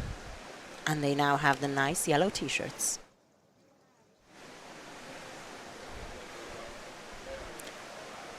But I'm only seeing one person in lane A. That is where Magdalena was just now. And the next competitor in lane A, according to the start list, is Rui Miguel Santos Monteiro da Silva from Portugal. I love it when people have a mouthful of a name, just a little bit like me. And I'm not sure, I don't know if that's him. I don't know him personally, unfortunately. But there's certainly an athlete getting ready in that lane.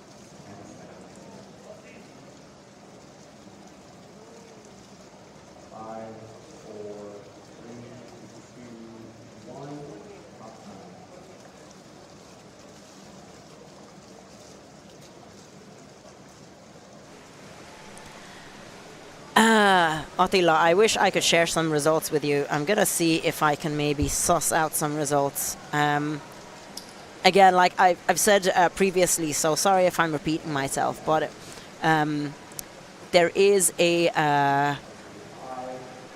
we're still kind of working out how we can display the results nicely on the stream, but I've already asked for information to see if maybe I can just give it to you verbally. Go Portugal! Go Portugal! Come on, Rui, your friends are rooting for you. And, oh yeah, go Slovakia as well. So that seems to be Matej Meiling from Slovakia. Great to have you here, Matej, just from a neighboring country. Good to see our little neighbors coming over. Great to have the Austrians, Slovakians, Slovenians, Croatians, Ukrainians, all the others who are, you know, a short hop, skip and jump away from Hungary. And also those athletes who have come from further afield as well.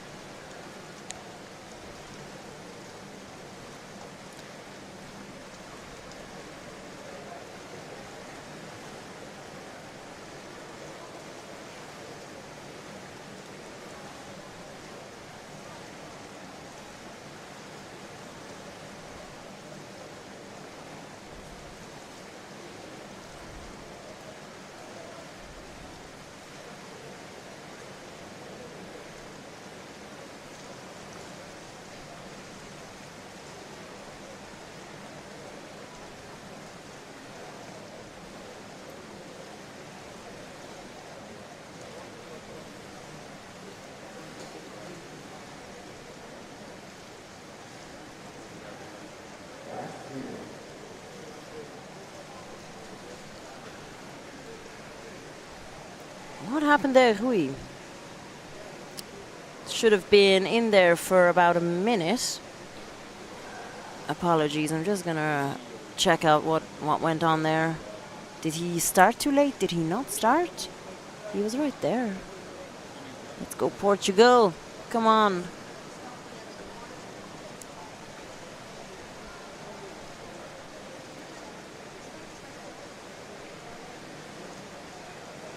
He didn't start, by the looks of it. Oh no, I'm so sorry.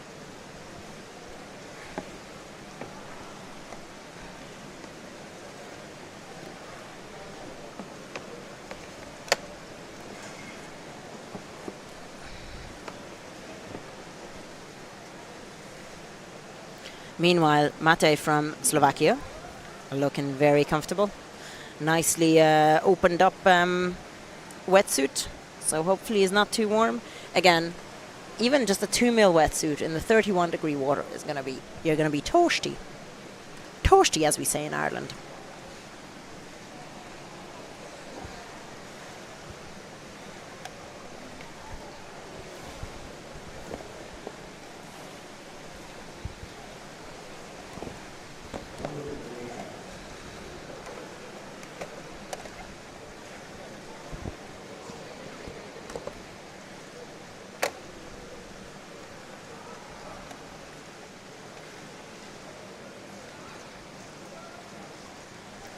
There's a lot of explaining and discussing going on in lane A.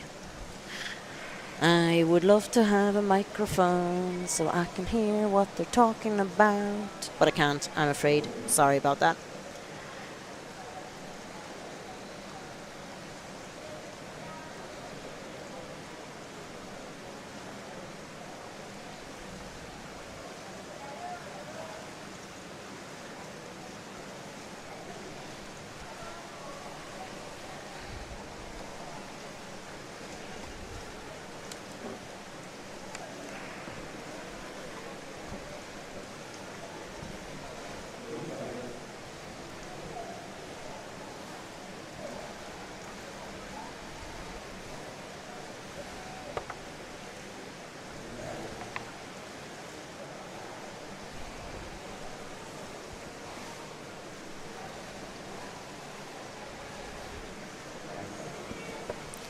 Okay, Rui has started. Looks like a bit later. I wonder what happened there.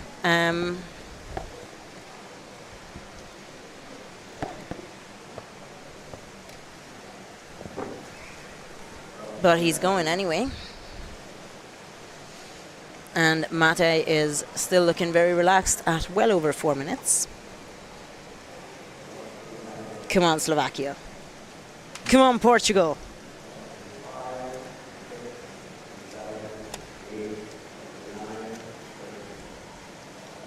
Meanwhile, in lanes B and C, can't see them at the moment, but we have Polish competitor Szymon Wrożina. Again, I apologize for the pronunciation of your surname. And from Portugal, we have Joana Gonçalves Silva. Go, Joana.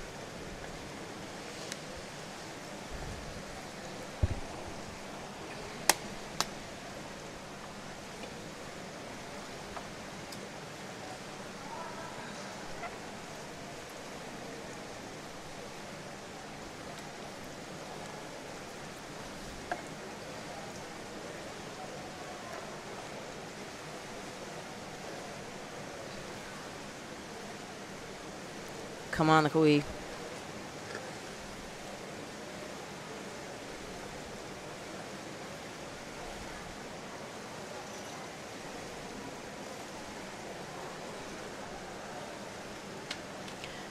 Rui, your friends are rooting for you all the way from back in Portugal.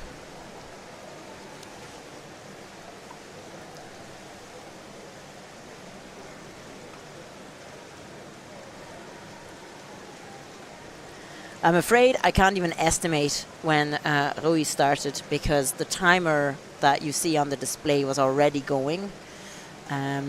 He started with definitely a few minutes. He's just, I can't. Man, these things happen. These things happen, and sometimes that just happens. Oh, Mate, okay. Oh, shouldn't have shown that okay sign several times. I wonder what the judges will say. So Mate didn't announce anything for Ida, and his personal best is 4 minutes. So he was well over that, way over that. I hope it's going to be a white card. So the guys in green, I believe, are the CMAS judges, and it's a CMAS white card. Nice one, Mate from Slovakia. Yo, hey, Slovakian people in the chat, come on, say something. Meanwhile, we have Szymon Wrożina from Poland. You can see him floating with the pool noodle, and his friend, who also fellow athlete Tomasz Polata, is coaching him.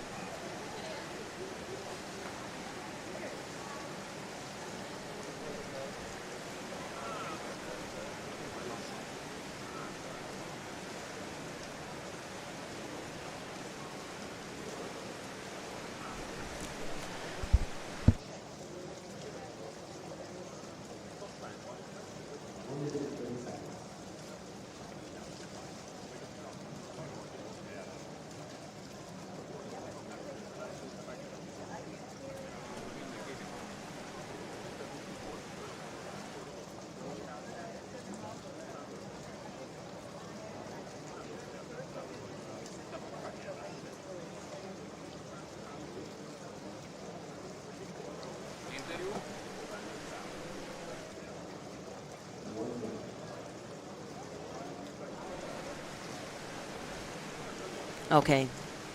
Come on, Shimon. It's 3:30.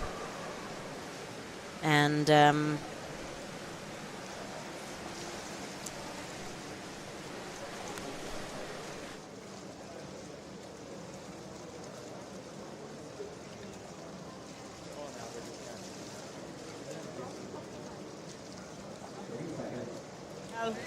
okay, so Shimon is, I think he's probably close to surfacing now. So you can see his fellow athlete, Tomasz, talking to him. Okay, give me a signal, right? Was that a signal? Probably it was a signal, I think. Yeah. Oh, he is struggling. Yeah, that's not a comfortable way to interlace your fingers. Yeah, good signal. Okay, good thing he's still with us. His face is just about in the water. You can see most of his head is out of the water, but his face is still in the water, which is what really matters. Mate, your friend Martin is very happy, and you did a great performance. And Shimon is up, looking reasonably fresh, even smiling. Very good. I always like a good smile when people surface.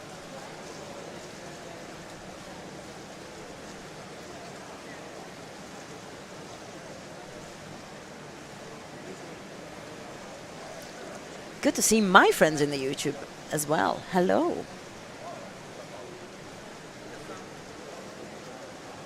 And it's a white card. Nice one, Shimon. Beautiful. Great job. Okay, so in lane A we have... Actually have to... We're on the second page now. Almost coming to the end of the static. Okay, there's a bit of discussion happening in lane A. They're showing a sheet with a table. That's when you know things are getting serious. Okay, show me that rule again. What rule are you talking about? Is that in writing? Show me that rule again. It's always interesting to see when there's discussions happening. Now, in lane D, who do we have? That's what I know. So that is Pilar Casquillo. Maria do Pilar Gonçalves Mendeiros Casquillo. Again, beautiful long Portuguese name. Go Portuguese team, come on. And in lane A, that's Carlos Miguel Tavares Oliveira, who is discussing with the judges about something. Again, I don't know what. And meanwhile, Pilar, I believe is how we call her, is having a nice relaxing sleepy time. Again, a random recruit for the freediving gang. She says she discovered freediving by chance through a friend, and she enjoys going deep into herself. And sometimes, so her former favorite is static, which is what she's doing now. But actually, she's getting to like dynamic bifins more and more, which is great. Well, I hope you're still enjoying this static performance, Pilar. You're looking great. Holding on in a relaxed way, not, you know, when you see people grabbing at the wall, you always know that there's a little bit of a discomfort there. But she's looking relatively relaxed now.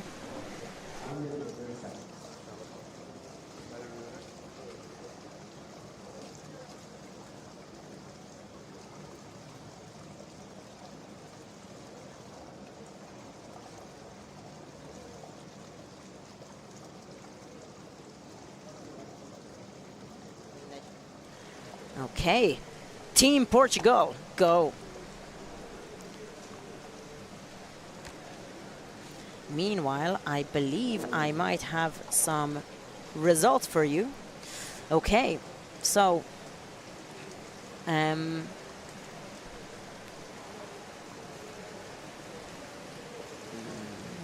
yep, I'm sorry, I'm just looking at the sheet for the results.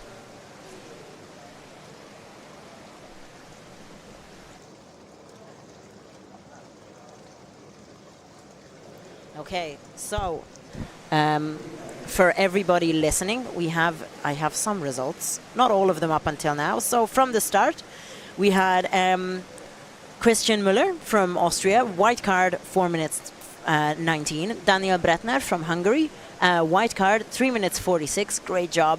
My friend Samira Aysam Eldin from Hungary, 2 minutes 48, white card. Go Semi, so proud of you. Barbie Marci Molnár from Hungary, white card, 4 minutes 14. Beautiful performance. My God, Barbie, you really kicked it in the ass. Severin Roman and Marc Lemoine from Belgium, 3:16 for Severin, white card, and for Marc, 4:52, but unfortunately red card on the surface protocol. I'm so sorry. Yevgenia Bondar, 4:31, red card. She was had to be touched by her safety, or touched by her coach, which results in a red card, because if they touch you, that's assumed that they're trying to lift you out. Meanwhile, we're seeing Carlos from Portugal. Come on, Carlos. Looking very relaxed, looking great. I'll just kind of continue reading out the results. Sorry if it's a bit hurried. Diana Ninko, Diana 3:34, white card, beautiful. Gea Sito from Belgium, 4:15, fantastic performance, white card. Emma Shekorachony, 4:42, white card. And Sonia Andra Bukovsky, red card at 4:37, because, again, she was also touched. I'm so sorry, Sonny. Heartbroken. Szabolcs Krucsai got a yellow card because his announced performance was larger than his received performance by 6 seconds. Oh God, Szabolcs, I wish you could have held it for 6 seconds, but I know the feeling. Sometimes you just can't. So 4:06 was his announced, 4 minutes was his announced performance, and 2:44 was his, oh sorry, that was the difference between his announced performance and his personal best. Looking at the wrong column. If I could only read an Excel sheet, that would be great. Tatiana Serogina from Ukraine, great performance, 4:50, wow, white card, everything beautiful. Caroline from Belgium, 4:20. That was a late start, so that received a yellow card. There's kind of a question mark in the remarks. Again, these are all preliminary results. I'm reading out of a spreadsheet. Okay, Carlos from Portugal is up. And it looks like a nice surface protocol. Looked nice to me anyway.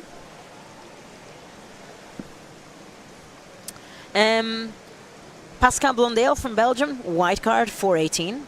Nice result. Zsolt Horváth from Hungary, 4:53, red card. That was a nasty surface blackout. Heartbroken for you, Zsolt. During the next slot, it was Emma's second try, during which she received 4:42, I believe. And then we had Thomas Pong. You heard the interview with him, 5:03, white card. He did say he was a little bit disappointed with himself, but hey, hopefully the afternoon goes better for him. Nostalgie Pelzener, all your friends were rooting from you from Belgium, 4:14, white card, nice performance. Mickey Ettinger from Austria, 5:05, but a red card and a surface blackout. Elizabeth Matz, yellow card, 3:03 when she announced 4 minutes. Again, under the announced performance, that's going to be a yellow card, unfortunately. Natalia Wilk, 5:05, white card. Kristina Vichova, 5:49, red card, disqualified because she needed to be touched, or touched by her safety or coach. And that's why you see people, when somebody surfaces, that's why you see people putting their hands up. So if your coach or your safety is beside you putting their hands up, that's showing I'm really not, hello, it's me, I'm putting my hands up. If I was a safety, I would put my hands up just to show that I'm not actually touching the person, the athlete that I'm coaching, because they can get disqualified. So if you're coaching someone in static, or you're, you're safetying someone in static, you really need to, at a split second, make a decision of whether you need to hold on to them, touch them or not, because it can mean a red card for them if you touch them unnecessarily. It can, and it'll ruin your performance. So Marcos Timplaalexis from Greece is 512 white card. Tomasz Polata from Poland, 531 white card, as we saw in the YouTube chat. Thank you for the clarification. Branislav from Czechia, 537 white card. Anna Greta Horvat, known as Nushi to her friends, a beautiful 536 white card performance. András Sopronyi, 628 white card. Fantastic performance from András.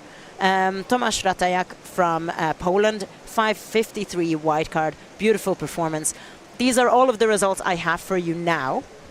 I know it was a very rapid way of reading them out. This is what we have at the moment, so I do apologize. Meanwhile, we have Agnieszka Wiatr from Poland and Alessandro Cianfoni. Again, pronunciations of names of languages I don't speak are not my forte. I apologize. They're both looking very relaxed at well over, coming up to 5 minutes actually. Agnieszka, very relaxed, holding on to the wall, not grabbing it, not holding on to it, but just very chill way, just putting her hands out there. I know where I am. I'm right at the wall. I can lift my head whenever I want. Alessandro just floating around, his coach holding on to him.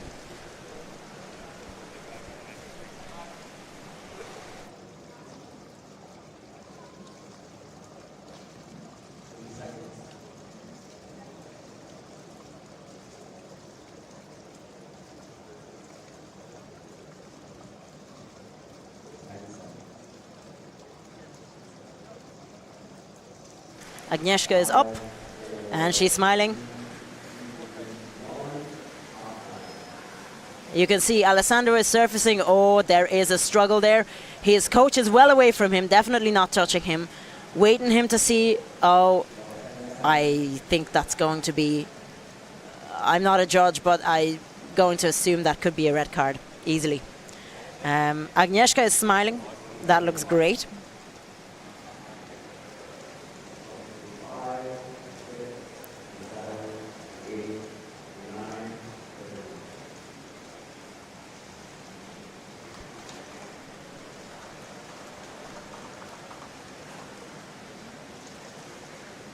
Oh. Looks like Alessandro got a white card. The CMAS rules are different. The CMAS rules are different from the IDA rules. I believe in CMAS you don't have to take off your facial equipment. So that's why I believe Alessandro got a white card. Super happy for him. That was a long time.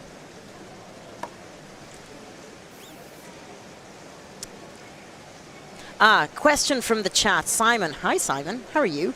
I can explain why they got a card due to the time difference. So you you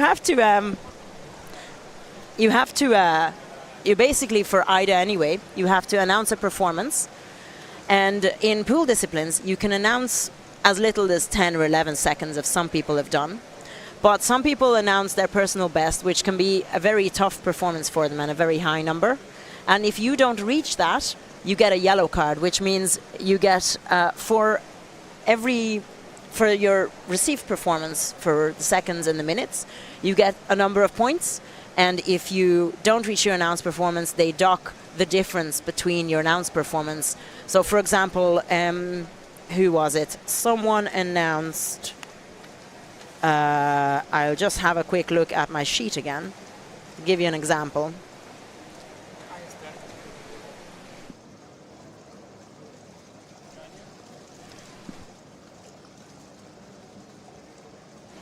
So the nice thing is, I know I'm not great at explaining this because I'm not a freediving instructor or a judge, but do you know who is a freediving instructor? András Sopronyi, who is sitting with me. Congratulations on your beautiful, beautiful static performance. Wow. How are you? Yeah, I'm really good, thank you. That was an unexpected one. I just did a PB, even though, yeah, Yes. Well done, you. I was a little bit stressed, like yesterday, obviously, today with all those things going on here, but finally it worked out. Yeah, I mean, you helped with organizing the competition. You've trained an awful lot of the athletes who are competing today. It's totally understandable that you would have been stressed, but wow, a PB despite competition stress. What's your secret? Yeah, I don't know, maybe that is the secret, stress. Maybe stress is the secret. That's something you never hear at a freediving competition, and yet here we are. Yeah, me too, I'm surprised. Well, I'm super proud of you. Well done. Thank you. Do you want to explain the point system between the difference between announced performances and received performances, and why people would get a yellow card? So the yellow card basically means a penalty, right?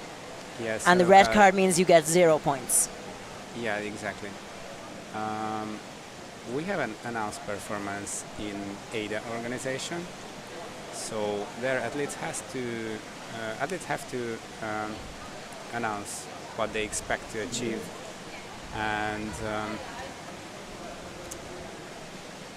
it is important to announce the closest what you would expect to achieve, because if you don't reach that certain number, then you get a yellow card. And so you would think then, okay, why just not to announce 1 second? And so you probably will achieve it. And actually many people do that. They announce 1 second just. But if they surface, for instance, if we have two announcements, if we have two same results, and one is announced closer to the actual result, that's the one who's going to win. Gotcha. Okay. Right? Yeah. So there is a lot of strategy here to think about. Yeah, but it goes only for ADA. In CMAS we don't have that kind of announced performance.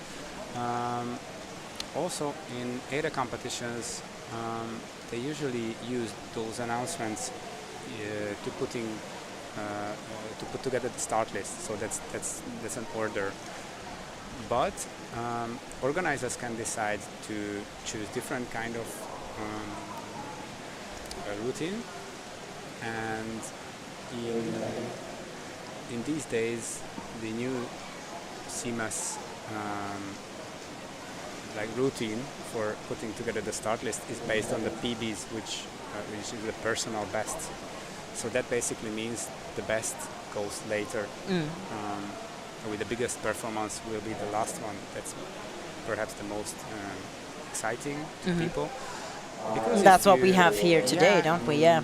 Yeah, because if you have like a few 1 second performance, or 1 minute, or like 30 seconds, which is probably not the real performance of those guys, then people cannot follow that easy. So today we decided to use the CMAS in order to put together the start list. Perfect. And we see some athletes. We see Magdalena Solish Talanda. She's been here for how many times did she come here to Budapest to compete? She was here last year, Yeah, the year before. And the year before, so she 3 out of 3. We can say that she's already our Kabbalah. Yeah, our mascot, our lucky freediver, lucky world record holder freediver, here to bring world records to Budapest. Yeah, 2 times already, and Amazing. we cheer for her to maybe repeat it this year again. So she's announced 6:15 for her static. Yeah, that is her PB. Okay. Announced PB, Oh, sorry, because the now announced now PB. we Yeah. are following the CMAS Yeah, we're part on the of the CMAS. list. So that is basically, we can say that it's like 2 different competitions going on here. We have exclusive judges for ADA and for CMAS, and now we already finished with ADA and just started to follow the CMAS part of the competition. Perfect. What would result in a yellow card for Magdalena now, according to the CMAS rules? So obviously there's no announced performance, so she wouldn't get a yellow card for being under her announced performance. What else would result in a yellow card based on the CMAS rules for her? You got me with this question. Okay. We'll have to get the CMAS rule book and throw the rule book at me. We have possibly. enough judges here. I'm not one of them. That's fair. I was wondering think. if maybe you knew. No problem. She's such a very experienced freediver. Like, I'm just really looking forward actually to her dynamic disciplines, to be honest, right? Because that's where she has the world records. Was it last year? Was it no fins? I seem to recall it was in the 25-meter pool that she did a world record. Was that last year? Oh gosh, now I'm confused because once she did a no fins world record, and then she did a bi-fins world record. Just, if just a weekend in Budapest, 2 world records in the pocket. Oh no, that was 2 different years. Oh, so sorry, I mean, yeah, okay. 221, maybe the no fins, maybe she started with the no fin world record, and last year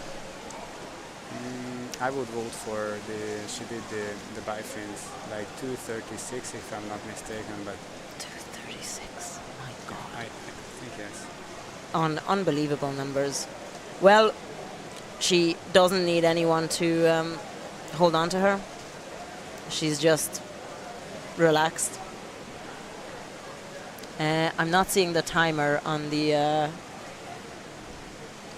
so it's gone about 3 minutes, so it's 11:38 and her start time was 11:35. I think she is still on the relaxed phase in this part. 3 minutes now, maybe getting some feeling, some urge to breath.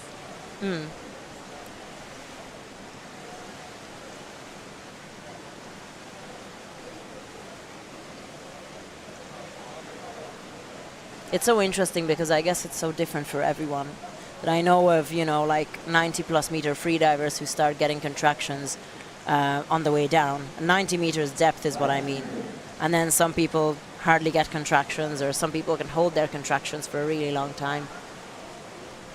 I haven't spoken to Magdalena. I don't know which one she is. But yeah, certainly looking. She can also dive quite deep. Okay. I just followed her Instagram and she was doing some deep dives this year. Is there anything she can't do? She's fantastic. Oh yeah. Now we can see some contractions. Yeah, 4 minutes, yeah, I can definitely see some movement.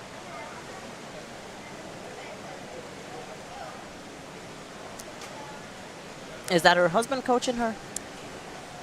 I think he usually. I don't see the head, so the Yeah, face. yeah. So Fair. from the from the body, I just cannot recognize her husband. But yeah, she's using her own coach to help. I think it's saw usually that, her husband who comes with her to competitions. At least I've certainly seen the 2 of them together. That's very nice. Like you can train at home in the bathtub. If your husband can save to you, right? How romantic. How romantic. A bit of controlled drowning for a Saturday night. Some candlelit controlled drowning. There's a bit of bobbing up and down. Is that movement, is that all contractions, do you think? Yeah, she That's has quite strong hard. contractions. Like it's not just abdominal contractions, it's whole body contractions. Yeah, those Okay, are bigger than average 5, contractions, I would say. 24. Come on, Let's see Magdalena. her. She You're our gave lucky a free sign. diver. One more sign. Okay, I think She does not look comfortable. oh well, we don't know what she's feeling. Those kind of movements it's not necessarily means she's suffering that much. Okay. Maybe this is her just way to go.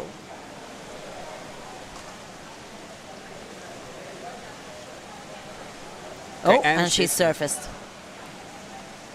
Breathing. Nose clip off. Oh, and a Beautiful smile. And A smile yeah, as part of the that surface was- protocol. Okay, let's wait for the card. But Okay. from here, as far as we see, that was really okay. And it's worth to notice that in CMAS protocol, in CMAS you have a slightly different protocol than in ADA. White card, Magdalena, Nice. nice. Our And lucky free diver. That was a strong, strong dive.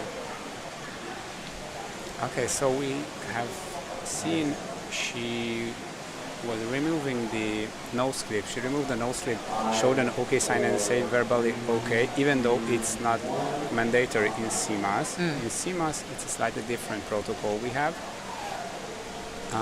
You have to just show an OK sign to the judge, keeping the eye contact, and that's it. But if you do more, then it's okay. It doesn't mean problem. But you cannot change it. So in ADA, you have to remove those facial equipments and say verbally OK Yeah. after showing the OK sign. If you miss it, that's basically a red card. So this is how athletes can put this two different rules together. And also there's a slight more difference, which makes a little bit more difficult the CMAS now here, because in ADA you can help the athlete verbally. So if you are the coach, you can tell to your athlete what to do, like breathe, put on your nose clip, show the OK sign, say I'm okay. But you cannot do this in CMAS. Okay. If you help your athlete verbally or physically, any help, that means a red card for the athlete. Wow. So Okay. the protocol is a little bit more complicated in ADA, but the rules in terms of these helps are more strict in CMAS. Interesting. Yeah. Wow. I didn't even know that. I knew that you didn't have to remove the facial equipment in CMAS. But yeah, I didn't realize about the helping bit. Because I know, you watch a competition like Vertical Blue, which is an ADA competition, and you can hear people shouting, nose clip, sign, okay, and obviously you can't do that in CMAS. Today I learned, we all learned. Yeah, and that goes for all disciplines, like in dynamic as well. So people on the stream have been saying that your voice was a little low. Hopefully it's a bit better now. Hopefully, but my voice is actually a little bit low because I just lost my voice a few days ago. Oh, jeez. And Okay, well, put the volume up a bit. oh, done. I will. Just your volume, not mine. Yeah, now people can listen how I'm breathing. They're watching a freediving competition. They're watching people drowning. Well, all right. kind of controlled drowning, right? So yeah, I just lost my voice a few days ago Oh, no. because I got a little bit sick with all this stress and the immune system. God, I don't yeah. know, and yeah, also now we have the flu season, so now my voice is way better than the last days when I had barely nothing, basically. You were speaking in a whisper, and yet here you are, barely out of your sort of, I don't know, winter cold, losing your voice, sore throat, whatever, and you did a personal best. That is fantastic. Yeah, I'm surprised. Can we expect personal bests and national records from you this afternoon or tomorrow?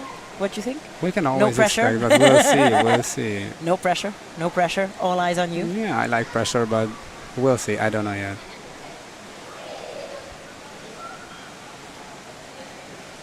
I think I competed in 25 meters pool quite a long time ago. I'm more get used to the big one. That will be a change for us, to me. And we didn't really had the opportunity to practice in this short pool. So we'll see. Okay, but now we have some interesting. Can you see the time we are now with Boris? Yeah, so Boris did, they're just over 3 minutes. We're back to them now, so I believe Boris, we're maybe going at about 4 minutes now. So Boris and Michal, Michal is from Poland and Boris is from Croatia. Their personal bests are, so Michal's personal best CMAS is 7:13 and Boris's is 8 minutes. So we'll be sitting here for a while watching their performances.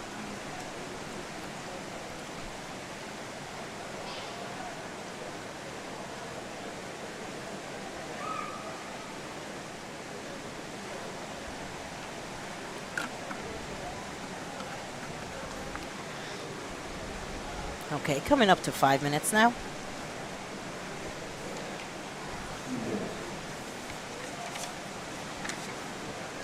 Let's see what we know about these two guys.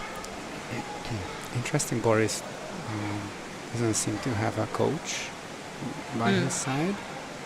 No, it's just our safety, I think, by the looks of it. Boris is, by the looks of it, I believe he's very much hooked on freediving. Like some of us like to do other sports as well, but he is just, he doesn't want to think about anything other than freediving, and he's been kind of doing. And we have a surface here. Okay, Michal's surfaced 5:38ish. And that was an easy okay for him. That's well under his personal best anyway. It's that was 8 minutes? I forget. Yeah, he was 8:01. There you go, white card, CMAS white card. Nice one, Michal. Beautiful. Michal was 7:13. Oh, sorry. The 8:01 Boris is for Boris. Yes. And he seems to be very relaxed. Maybe He's he's still sleeping. Sleeping. And now we see a communication with the safety. He seems to have spent his entire childhood in the water, from what I'm seeing here. And to him, freediving is a bit of a spiritual practice. So I hope he's enjoying his meditation now. And interestingly enough, despite saying it's a spiritual practice and enjoying it all, he does feel that static is always a fight. So we might watch the battle in a while. He's well over 6 minutes now anyway. Ez az élő, ami ott történik. Ez csak a YouTube.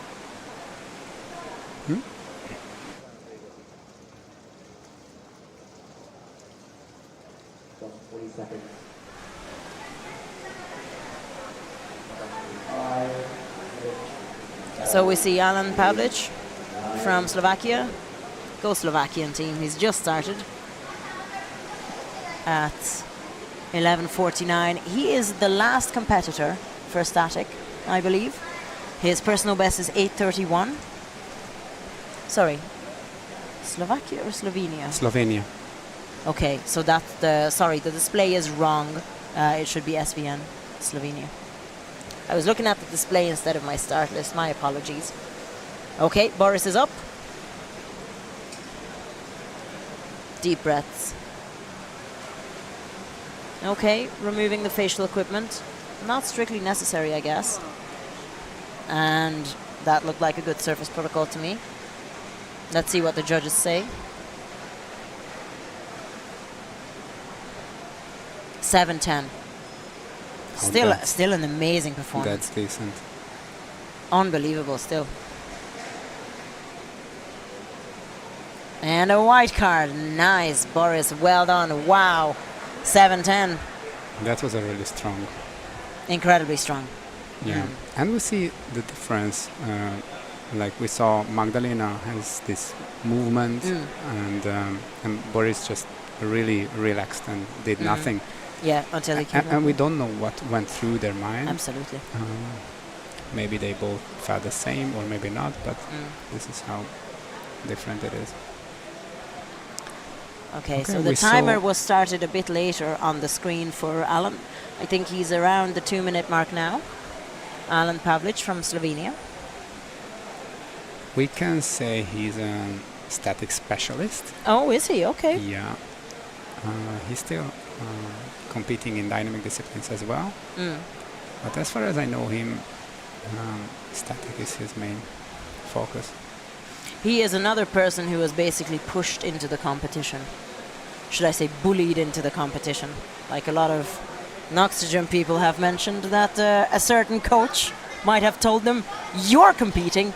No, that's not a question. Yeah, he But was hey. kind of a last minute pop into the competition. Okay.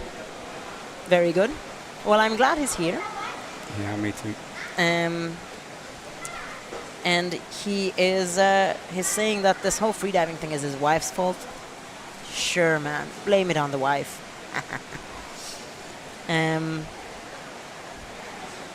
But yes, you're. I think Alan knows that his static performance is much better than his other performances. So he's. So we should see a big number from him, right? We can expect a bigger number.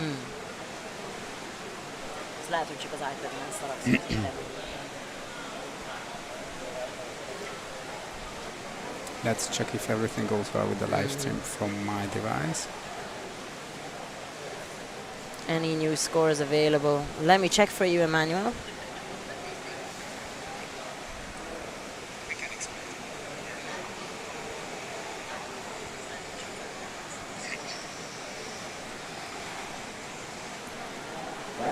Yes, there's some scores. There are numbers in the spreadsheet, but I think it's formatted incorrectly. So I'm still waiting for that, Emmanuel. I'm sorry.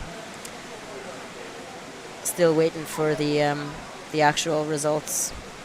For the static so far. Itt nem tudom, mi történt, de ilyen hülyén vannak a számok. De mire?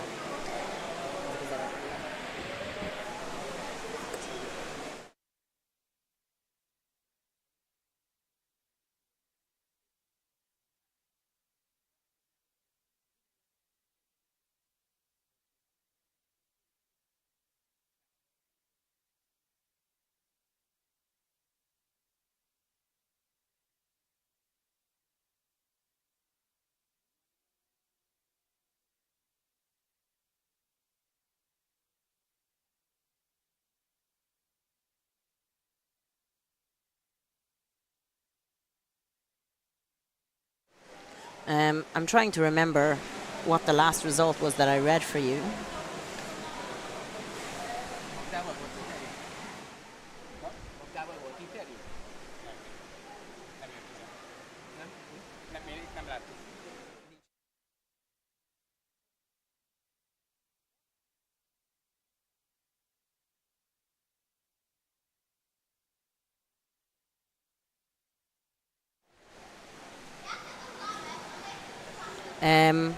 I'm gonna see if I can find you some results.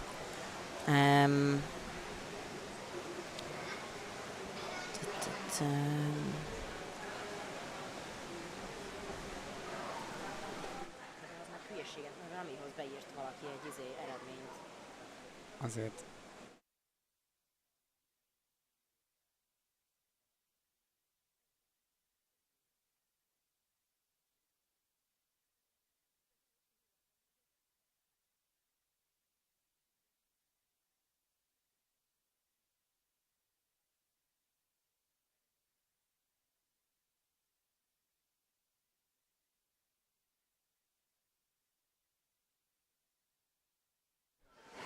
Okay, so Alan is surfacing.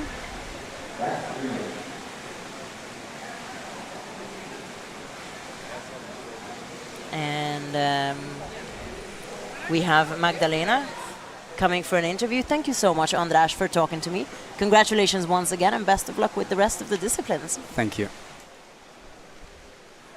Okay, Alan has surfaced at less than 5 minutes. Oh no, Alan. Sometimes things don't go your way.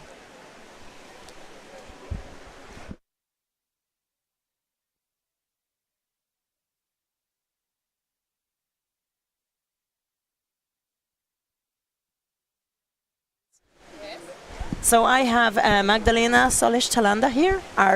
Like Andras said, you are our lucky freediver. You've been coming to nOxyCup so many times, and you've brought home some fantastic world records with you. How did that static feel? Really good. It's in really nice conditions here, and I'm happy that I'm here third time in a row. I really like the atmosphere here and a lot of kind people. So it's a pleasure to be here.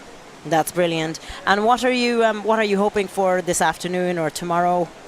I believe you're going in all disciplines, no fins and... Yes. Yeah. This year I decided to compete in 3 disciplines.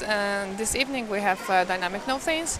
And I'm the beginning of the season, so I'm not expect huge results. But how I told a few minutes ago to the judge, I enjoy of freediving. The results are on the second place. Absolutely, absolutely. And how did you train for this competition? Was there any difference in how you trained for it, or? Like I told, I'm on the beginning of the season, I try to make some base and prepare my body for whole season, which is so long this year because the World Championships are in the end of June. Wow. So step by step, and I would like to be ready in June. Today it's a training competition for me. Well, it's lovely to have you here anyway, because it's always a pleasure. And honestly, do you know the other Polish freedivers? Are you guys like a team, or? We live everywhere in Poland, so it's hard to meet on the pool for some training or for some camp.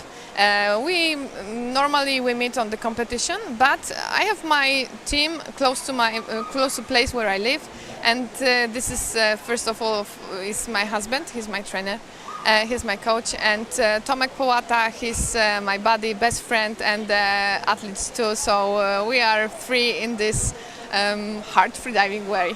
This little gang of 3. That's fantastic. Yes. That's brilliant. Well, it's lovely to have all of you here. I noticed Tomasz is here, and it's not his first time in Budapest either. So yeah, no, come back next year again. It's brilliant to have you here. And listen, congratulations on that beautiful static performance. And yeah, wishing you the best of luck for the afternoon and tomorrow. World records, no pressure. Yes, no pressure on my shoulder. No pressure at all. I would like to say hello for my family, mommy, daddy.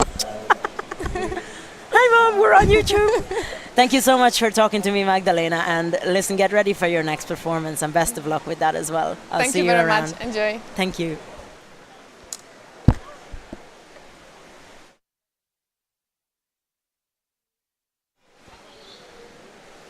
So yeah, that was Magdalena Solish-Talanda, our lucky freediver, who is she is a nOxyCup regular, and it's great to have her here as always. Meanwhile, we had I only saw the name for a split second. There it is, Joana Gonçalves Silva from Portugal. Come on, Joana. Come on, Team Portugal. I believe maybe, did they give her a second attempt? I can't remember if she actually started to go once and something happened, or if...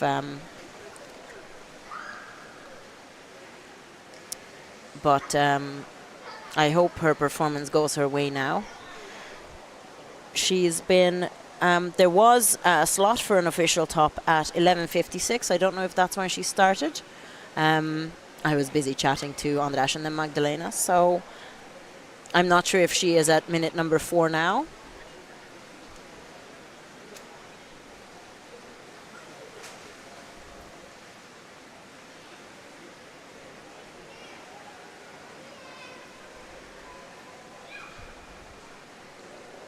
She's looking pretty relaxed anyway.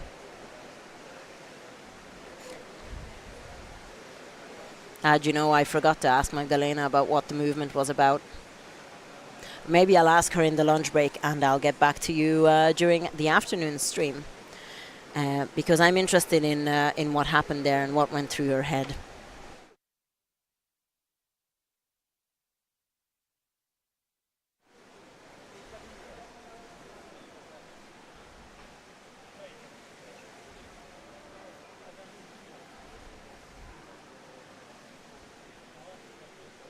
Joanna is looking pretty relaxed still.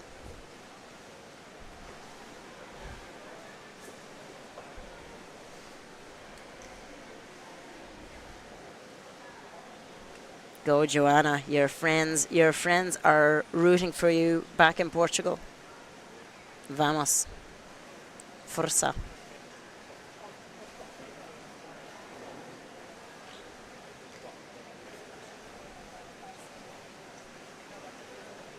Okay. She's holding on to the wall now. Still quite relaxed.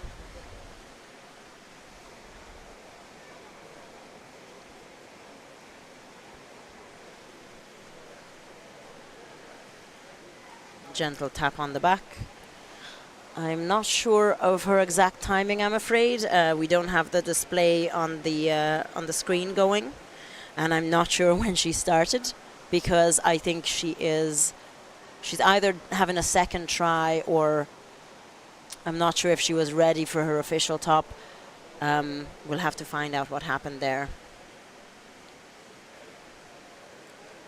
I think she's about to surface there. Come on, Joanna. You can do this. Remember your surface protocol.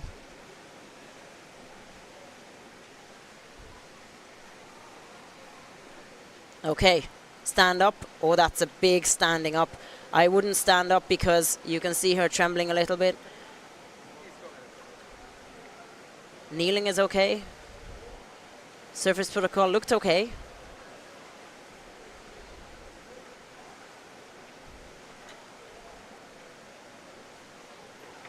Okay, let's see what card she gets. And that's a white card. Nice. Well done, Joanna. All your friends were rooting for you, and you had a successful performance. Super great. You can see the pool is empty now. I think that was our last performance for Static. Please stay on the stream, because I hope to speak to some other freedivers yet.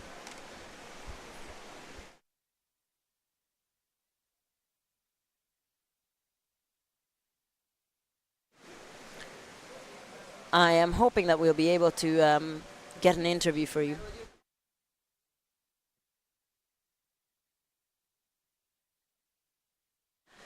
We have some results there for you on the screen.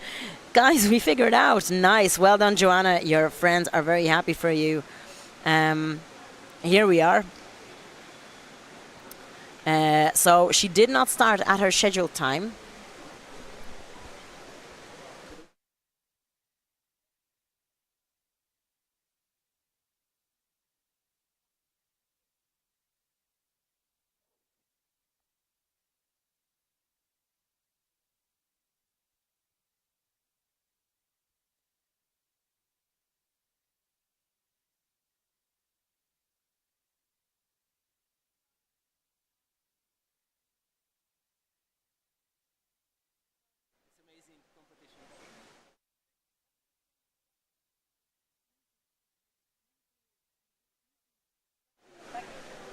I have Katrin Musil here with me, who is here from Austria. We're just reading the results together. Katrin, are you competing this weekend? No, I'm not competing. This weekend I'm just a coach of two Austrian athletes. Very important, though. Yes, it is. Okay. I think so. I hope so. Fantastic. So 2 weeks ago, I think I mentioned this earlier on the stream, 2 weeks ago, you guys had the hydrodynamic competition in Austria. Exactly, yes. Lots of Hungarian freedivers went over and got some great results. Yes, it looked like they a fantastic did, absolutely. time. Tell me more about hydrodynamic. It's been running for a while now, no? Yeah, it's about 10 years plus. I think the first one was 2011 or 2012. I don't know by heart now. But then there was a little break, and 2019 we reorganized it and started to reorganize it together with a friend, Arno. And then there was this little break because of Corona, COVID, we all know it. But since last year we start back to organizing this competition. Fantastic. Very nice one. That's great.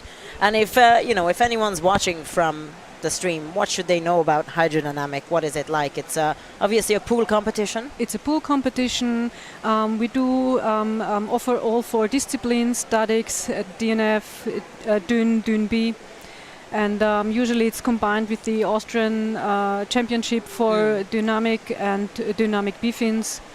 Yeah, that's fantastic. We have a nice pool with 50 meters, 2 meters, 2 meters depth continuously. So best conditions and the warm static pool. Fantastic. Yeah. And are you in a club? You're in a club in Vienna, right? It's AIDA Austria, exactly. The club is called AIDA Austria. Yeah, AIDA Austria. Ah, nice, nice. Okay. So it's not just a federation; it's a club. Fantastic. That's great. Yeah. And what's the scene like, or how many members do you have? You know, is freediving really big in Austria at the moment? Yeah, I think that we're quite a small country, but we have with the biggest club is Club Dive Style, and I think they have around 80 to 90 members, Wow. growing every year. AIDA Austria itself has around 40 to 50 members. That's still great. Yeah. So we rule the Austrian apnea world. Fantastic. And the athletes you are coaching today, how do they feel about their performances? Yeah, one go? did his personal best. Oh wow! Christian did 4 minutes 19, his new personal best. Christian Müller, exactly. That's his. So if for anyone watching on the stream, that's the first name on the list, Christian Müller from Austria. Exactly. 4:19. Very nice. Well done to him. Yeah, he is very proud, and he should be. Also, Lisa was the second athlete, Lisa Mattes. She did, let's say, only 3 minutes 3 seconds. For her, it's a little bit disappointing. She wanted to do at least 4 minutes, but yeah, sometimes that's how it is. Sometimes, yeah. Sometimes things just doesn't work your way. Oh yeah. Yeah, because she announced 4 minutes, didn't she? Yeah. Exactly. Yeah. So actually, I started to be a coach on a very short notice. That's why she announced the 4 minutes, so that she doesn't get asked to give the sign already very early. So that's a little bit the reason why she announced 4 minutes. There's always a strategy there. Exactly. Well, I hope the afternoon goes better for her, or can't remember it surely if will. she's doing dynamic no fins. Yeah, she will. She will. Fantastic. Yeah, both will. That's great. Well, I hope it goes well for them, and We keep you know, our I fingers know, crossed. I know, coaching is not as important in the dynamic disciplines as it is in static, but you know, it's great to have a friendly face along with you, somebody you dive with. I try to be friendly. I'm sure you manage. I'm sure you manage. Listen, Katrin, thank you so much Thank for you very talking to much. me. Lovely to have all of you guys here from Austria. Okay. Thank you. And yeah, best of luck to the athletes for the afternoon. Okay. Thank you so much. Ciao, ciao.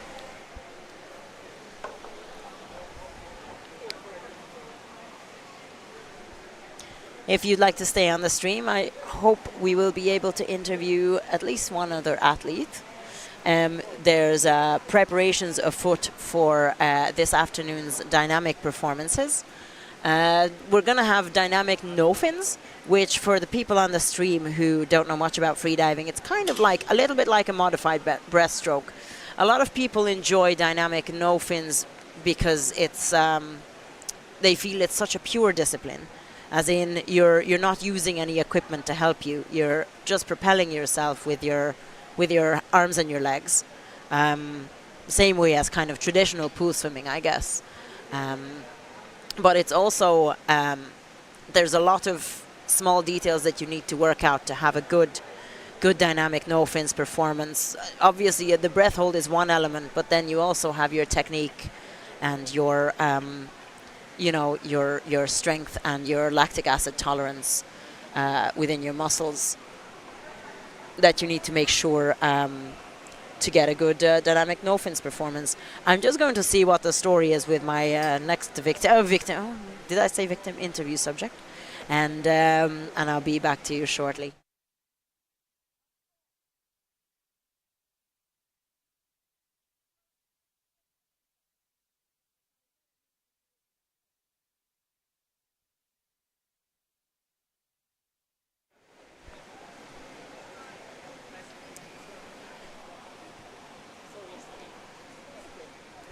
come here.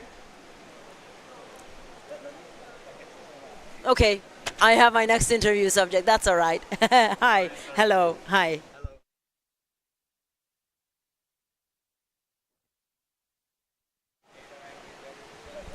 So sitting with me now is Boris. That's Hello. on camera. Hello. Great to have you here, Boris. How was your performance today? Beautiful. Fantastic. It looked beautiful. You were so relaxed. You were just floating away. Floating away. Brilliant. Is that what you hoped for? Yeah, I just wanted to have a nice dive because I felt a little bit tired from driving here. So actually I was just about regenerating from the drive. I never set myself any high goals or anything because I know that in the end it doesn't really affect my performance positively. So I just went for a good dive and I got a good dive and I'm very happy. No, that's fantastic. There's nothing like going into your, going into the rest of the competition with a happy mind and thinking you had a great performance. Where did you drive from? You're from Croatia, From right? Split. Oh, Yeah. Split. Lovely. Yeah, 8 hours drive. Oh, okay. You drove yesterday, yes? Yeah. Ah, okay. Very good. That's fantastic. And so what are you hoping? Are you competing in dynamic no fins? Yeah, And what are you hoping for in the afternoon? a good dive. Just a good dive. No numbers You know- in your head. You know, it's been quite a few years since I did last DNF in a 25 meters pool at a competition because since a couple of years they're only organizing DNF in 50 meters pools Right, okay. and it's not as much fun as in the 25 meter pool, so I'm looking forward to it. That's nice. You enjoy the turns? Yeah, I love it. The The turns. turns and the glides. Yes. And so just a little bit about your background, I guess. So you've been kind of swimming since you were a child in Split, obviously living by the sea, right? Well, I actually grew up in Austria. Oh, sorry. Okay. Yeah, I was born in Austria and my parents owned a house by the sea and I spent every free vacations there. So I fell in love with the sea by the age of 8, I think, Nice. and started free diving, snorkeling back then already. And yeah, I discovered it to be a sport by the age of 14, which is when I started training constantly all the time. Yeah, that's brilliant. And were you competing at 14? I had to wait 2 agonizing years to be Two to be old agonizing enough to years. compete. Right. Yeah. Yeah, no, that's brilliant. That's brilliant. That's super. Cool. Well, is this your first time at this competition? Yeah. Okay. Well, welcome. It's lovely to have you. Thank you. I hope you have a lovely time this afternoon as well, with just the same super happy feelings about your Yeah. dives, and tomorrow as well. So lovely to Thank chat you. to you, Boris. Thanks for Thank you. talking to me. Great to Thank have you. you here. See you later.